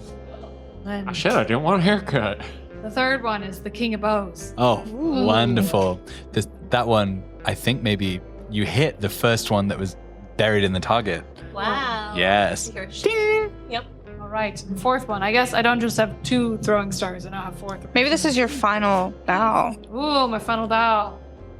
It is the 6 of Vessels. Okay. So I got two Yeah. non. It's a full success, but the throwing, beautiful. You don't chop off any fingers. You hit the target. Everyone's applauding. Your punchline, you hadn't thought it through. How do you finish your performance in a way that is kind of a damp squib? I try to make some sort of apple pie joke. And say, yeah, not even Marigold claps. And I say, well, yeah, I'll be here all week. Try the bread. Oh, she's like, oh, that was mighty impressive. I tell you what I liked. I liked the bit where you were dancing with the dog. That was so funny. I liked the bit where you threw the stars and they didn't hit your friend in the face. We need to work on that, the punchline. But hey, I would like you to work on that as a doll. I would like to formally invite you to be one of the dolls of the house. Wow, that's a real honor. You deserve it. You've been working on this act. Oh, Marigold, I've been watching your work from afar, and I've always wanted to be a doll. I would like to introduce you to some of the other dolls. And this is one that I have left purposefully blank. I would like as many dolls as we want to populate this establishment with. As many dolls as you have ideas. How racist can I be? Just kidding. If you're willing to do the voice for the whole podcast, that's fine. All right, I can be Latina. All right. Any ideas for dolls? I know you're going by apple pie, but I really want there to be someone named Cinnamon who can be like your rival doll. Okay. Someone who's sees you as like encroaching on their culinary territory. This is very in your much name. like McCarthy. Are you airing your grievances? No relation. All I don't right. want to do what Greta's doing. So tell me more about Cinnamon. Cinnamon's act involves fire. Mm-hmm. Maybe like either what's it called? When you spit on like flammable liquid onto a torch. breathe fire? Fire breathing. Oh yeah. Yeah. Sexy fire breathing. Maybe last week Cinnamon accidentally singed one of her stage partners. Yeah. Poor I think so. I think a customer left without eyebrows. Oh, not a good look. Yeah. Mm. Had his drinks comped, so at least there's that. Yeah, I think so. I think Cinnamon comes out. She'd been eyeing your act from the back. Do we think Cinnamon is a man or woman? I was picturing redhead lady. Okay. Right. What do you think Cinnamon sounds like? Another Irish. I was thinking Russian. Russian. Okay. You have Cinnamon who's watching at the back with envy. It's this new girl who's taking in all of the oxygen in the room. It's mine. I think she kind of swishes up and she's like, you think you can come in here and be the big toast of the town? You think again, Missy. Well, this is becoming a Real Housewives introduction. That's very much what I was imagining. And she flances out and Marigold says, oh, don't you worry about her. She is awfully spicy, but she's She's got a good heart underneath all of that. Well, I'm sure we'll be friends and make it right as right pretty soon. I mean, don't want to encroach on anyone's time. And you hear a voice in the back. We are not going to be friends. We're fiercest rivals. Okay, who else? I think there's an older doll called Mama Blues. But she takes all your blues away. That's good. What does Mama Blues act? Oh, she's a bigger girl.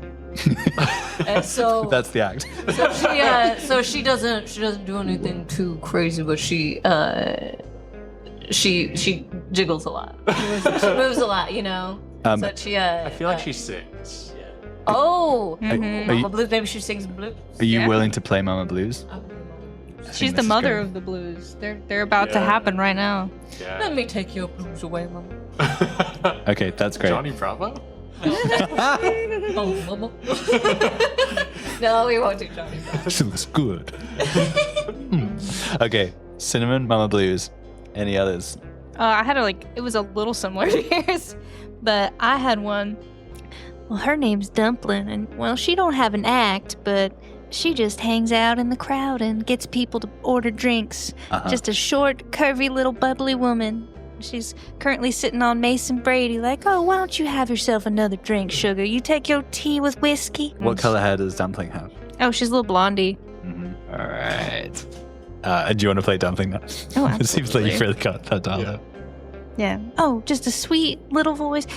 Now, sugar, don't you mind little Cinnamon. She's got a lot of spice. All right. Anybody else have a doll? I think we should have a boy doll. I think so. Yes, we can boy don't. The immediate thing that comes to mind is in Australian Thunder Down Under. Right. They call me Kangaroo. Kangaroo Johnson, because I have a big dick. Kangaroo Johnson's pretty good. Wait, so who's playing Kangaroo Johnson? Because that was pretty good. That was pretty good. Kangaroo Johnson was pretty good. All right. Let's have the let's have name. a quick Australian off. So let's get your idea of Kangaroo Johnson's act read first, and then we'll get to Nat. All right, ladies. After this act, I'm going to come hang in your pouch. Nice. All right. Nat, what's your vision for Kangaroo Johnson? Crikey, I'd like to see your down under. It's too good.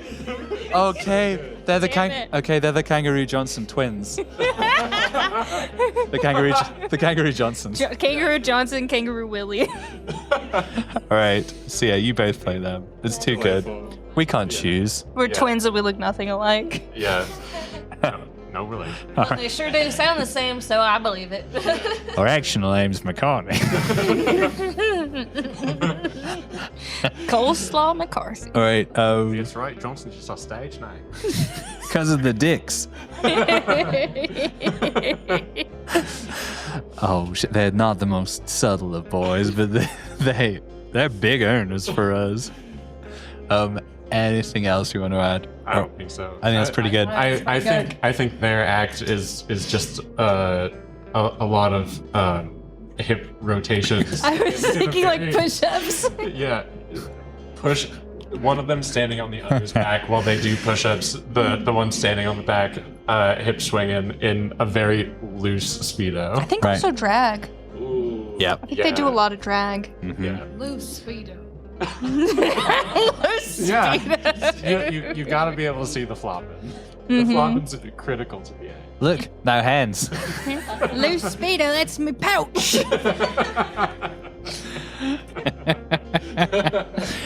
Yeah, Pickles, you want to join the show? If I'm being honest, I don't think I got anywhere near could do any sort of competition with what those fellas are packing. So there, apple pie. Welcome to the dolls. Thank you. I don't want to make any assumptions here. Are you going to be needing a room upstairs as well? Wink, wink.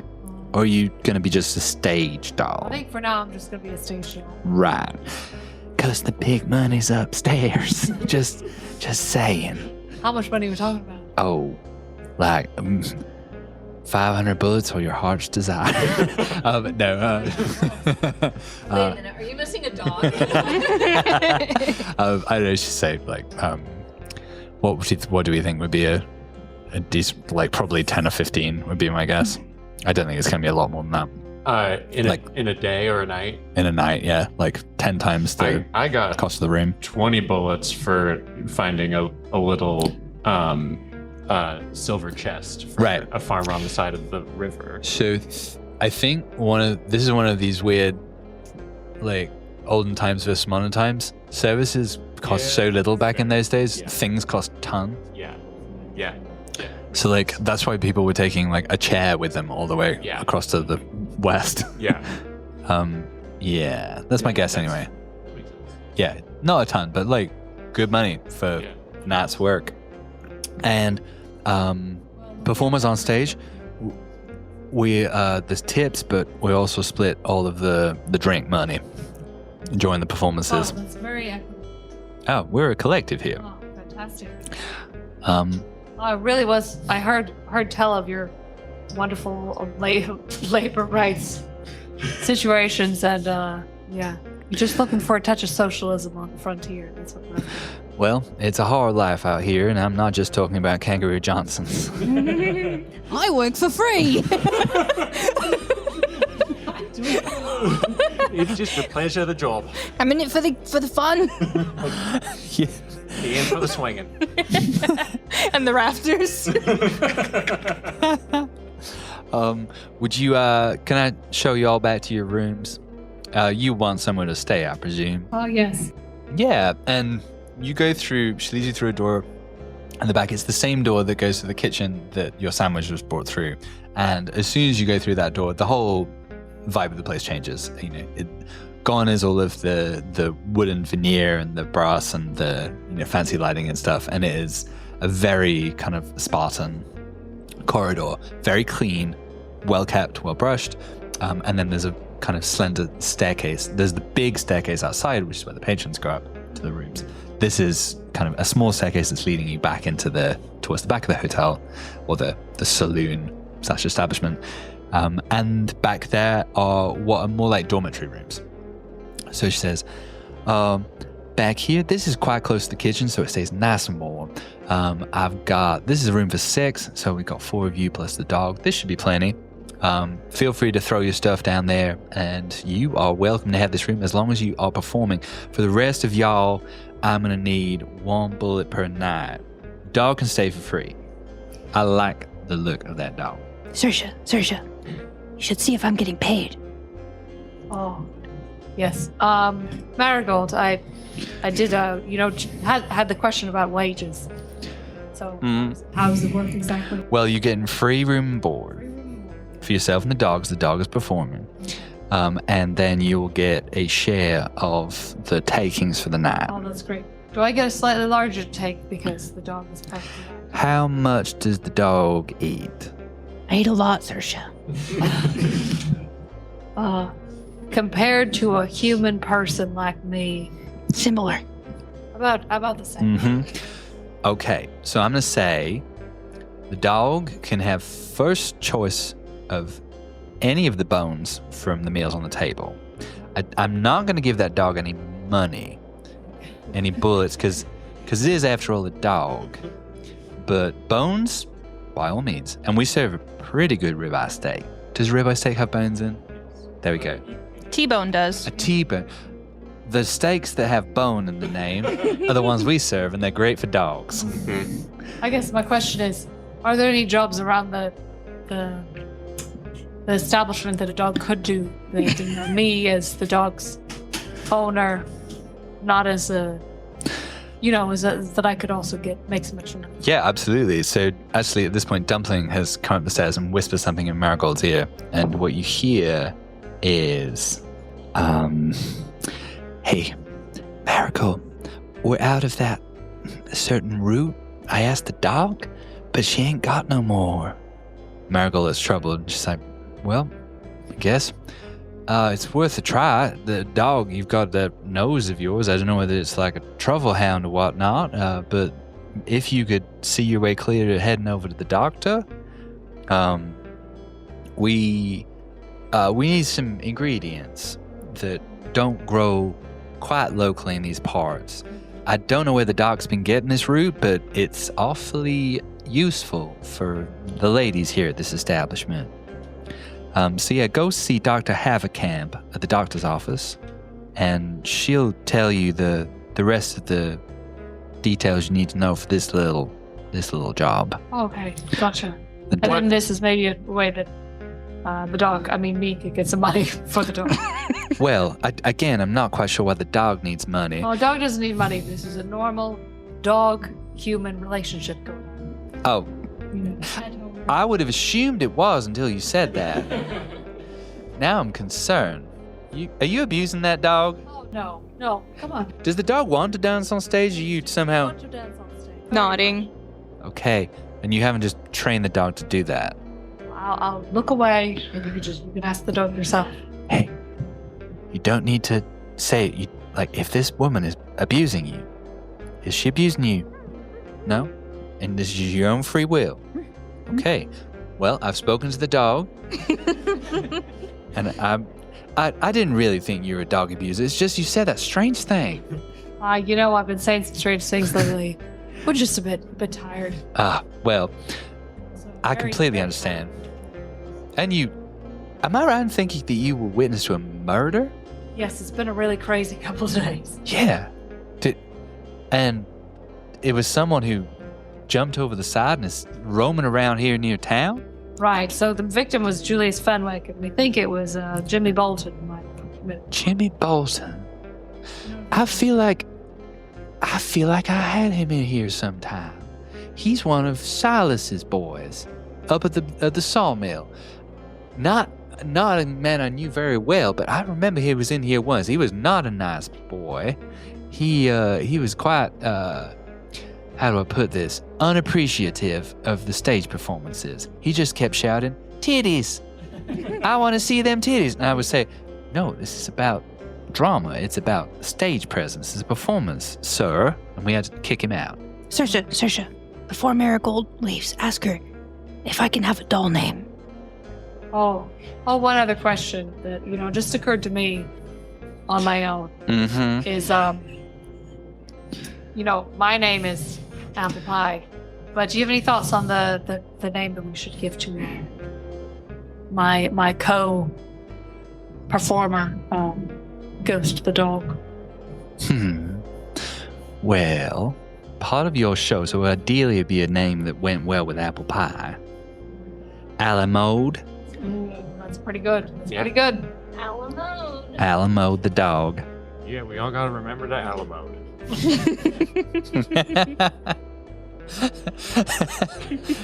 My, that is in very bad taste. That was extremely recently, sir. I'm pretty sure I had an uncle. But we should remember them. Those brave men. And I'm pretty sure that conflict wasn't in any way problematic.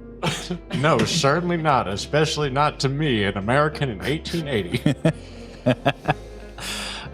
Okay. So now we've alienated a certain part of our audience. Well, last season it was Australians and French people. This season we brought the Australians back in with the Johnsons. We're back. and yeah, now we're just problematic. I'm wondering how... It's a Wild West. Mexicans are having a bad year, guys. I am Mexican. I am a Mexican person making that joke.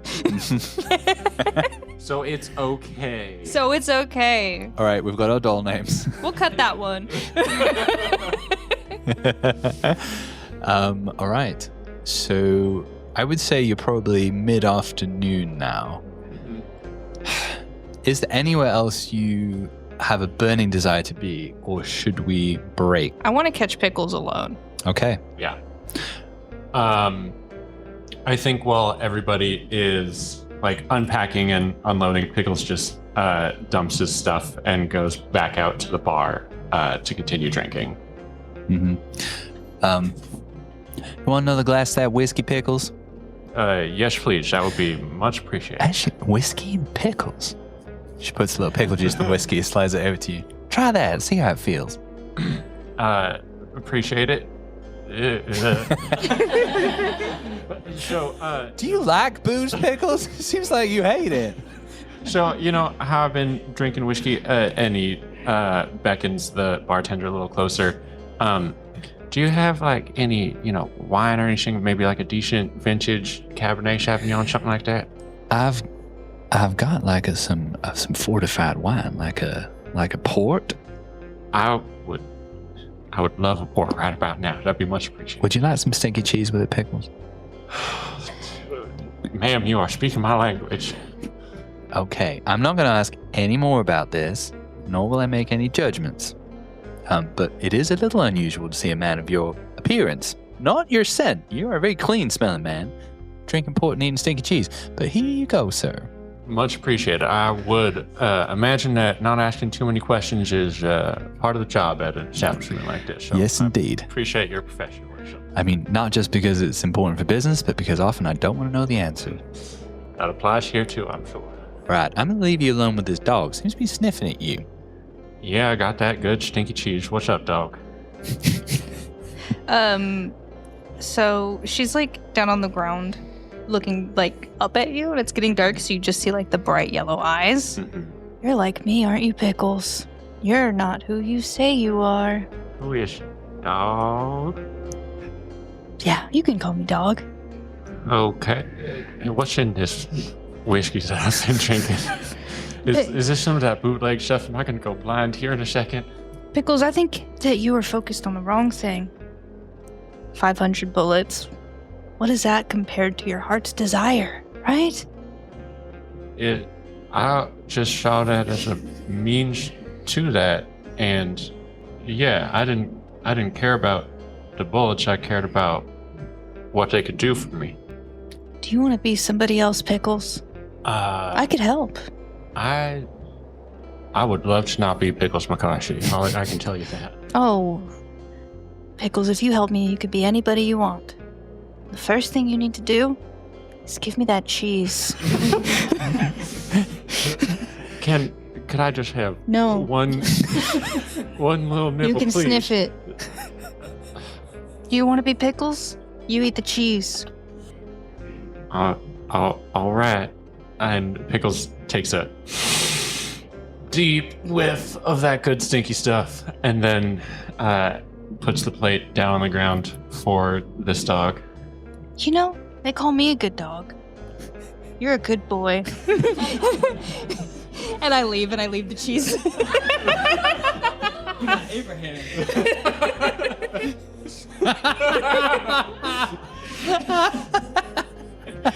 God damn, that is one smooth negotiator. And Pickles picks up the cheese and scarfs it down and chugs a bottle of fortified wine. And that's where we will leave our party in the doll's house. That was pretty fun. So at the end of the session, we will ask the 2 questions which give you additional XP. The first question is something like, what was the thing that you did this episode that was most in character, or potentially that like moved your character forwards?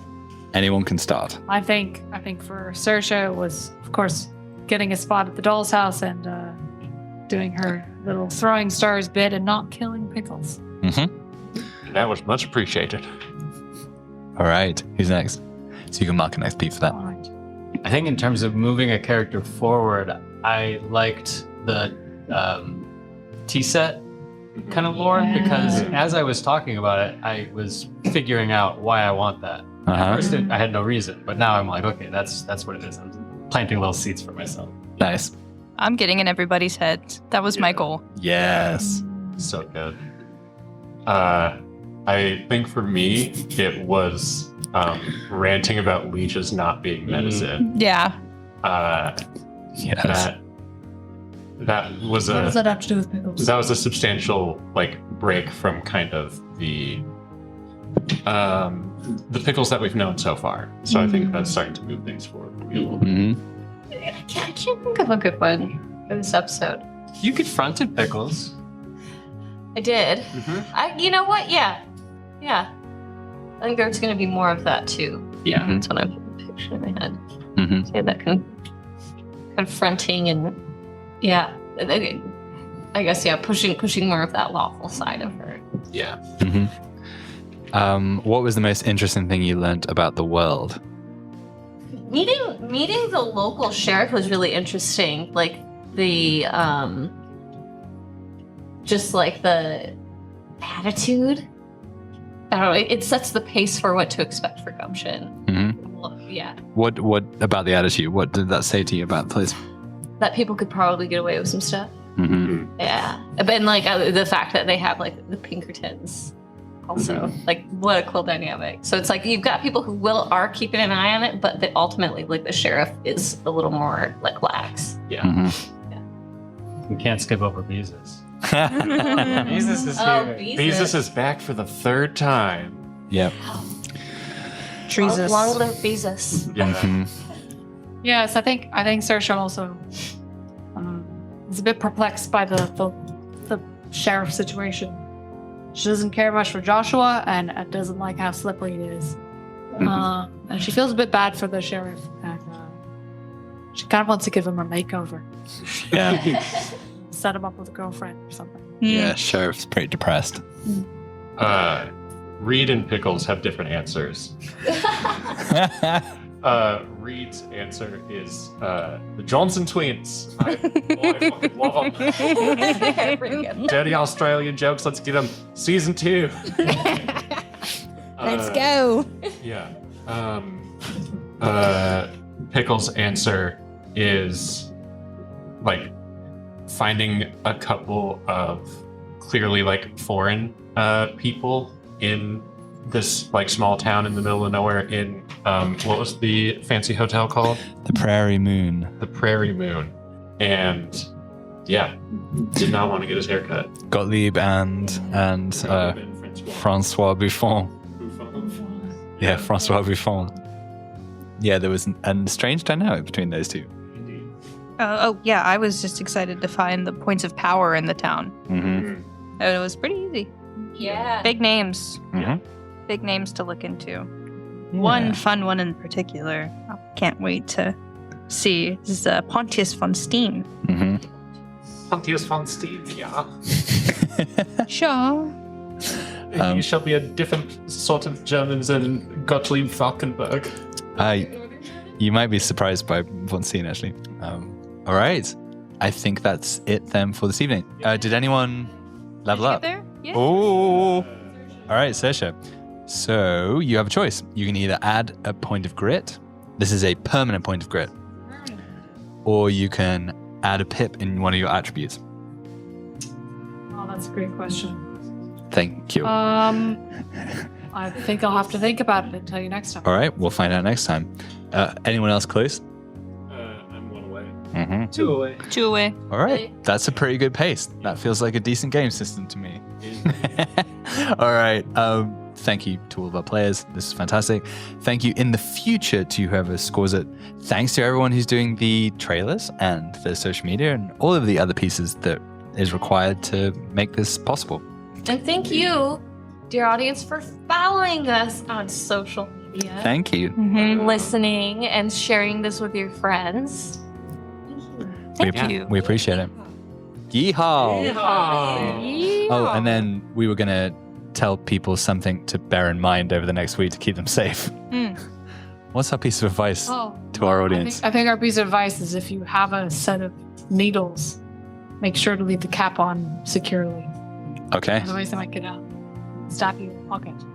All right. That sounds bad. Extremely specific. Keep your caps on your needle tubes, folks. Yep. Don't do drugs. Don't do too many drugs. Good night. Good night.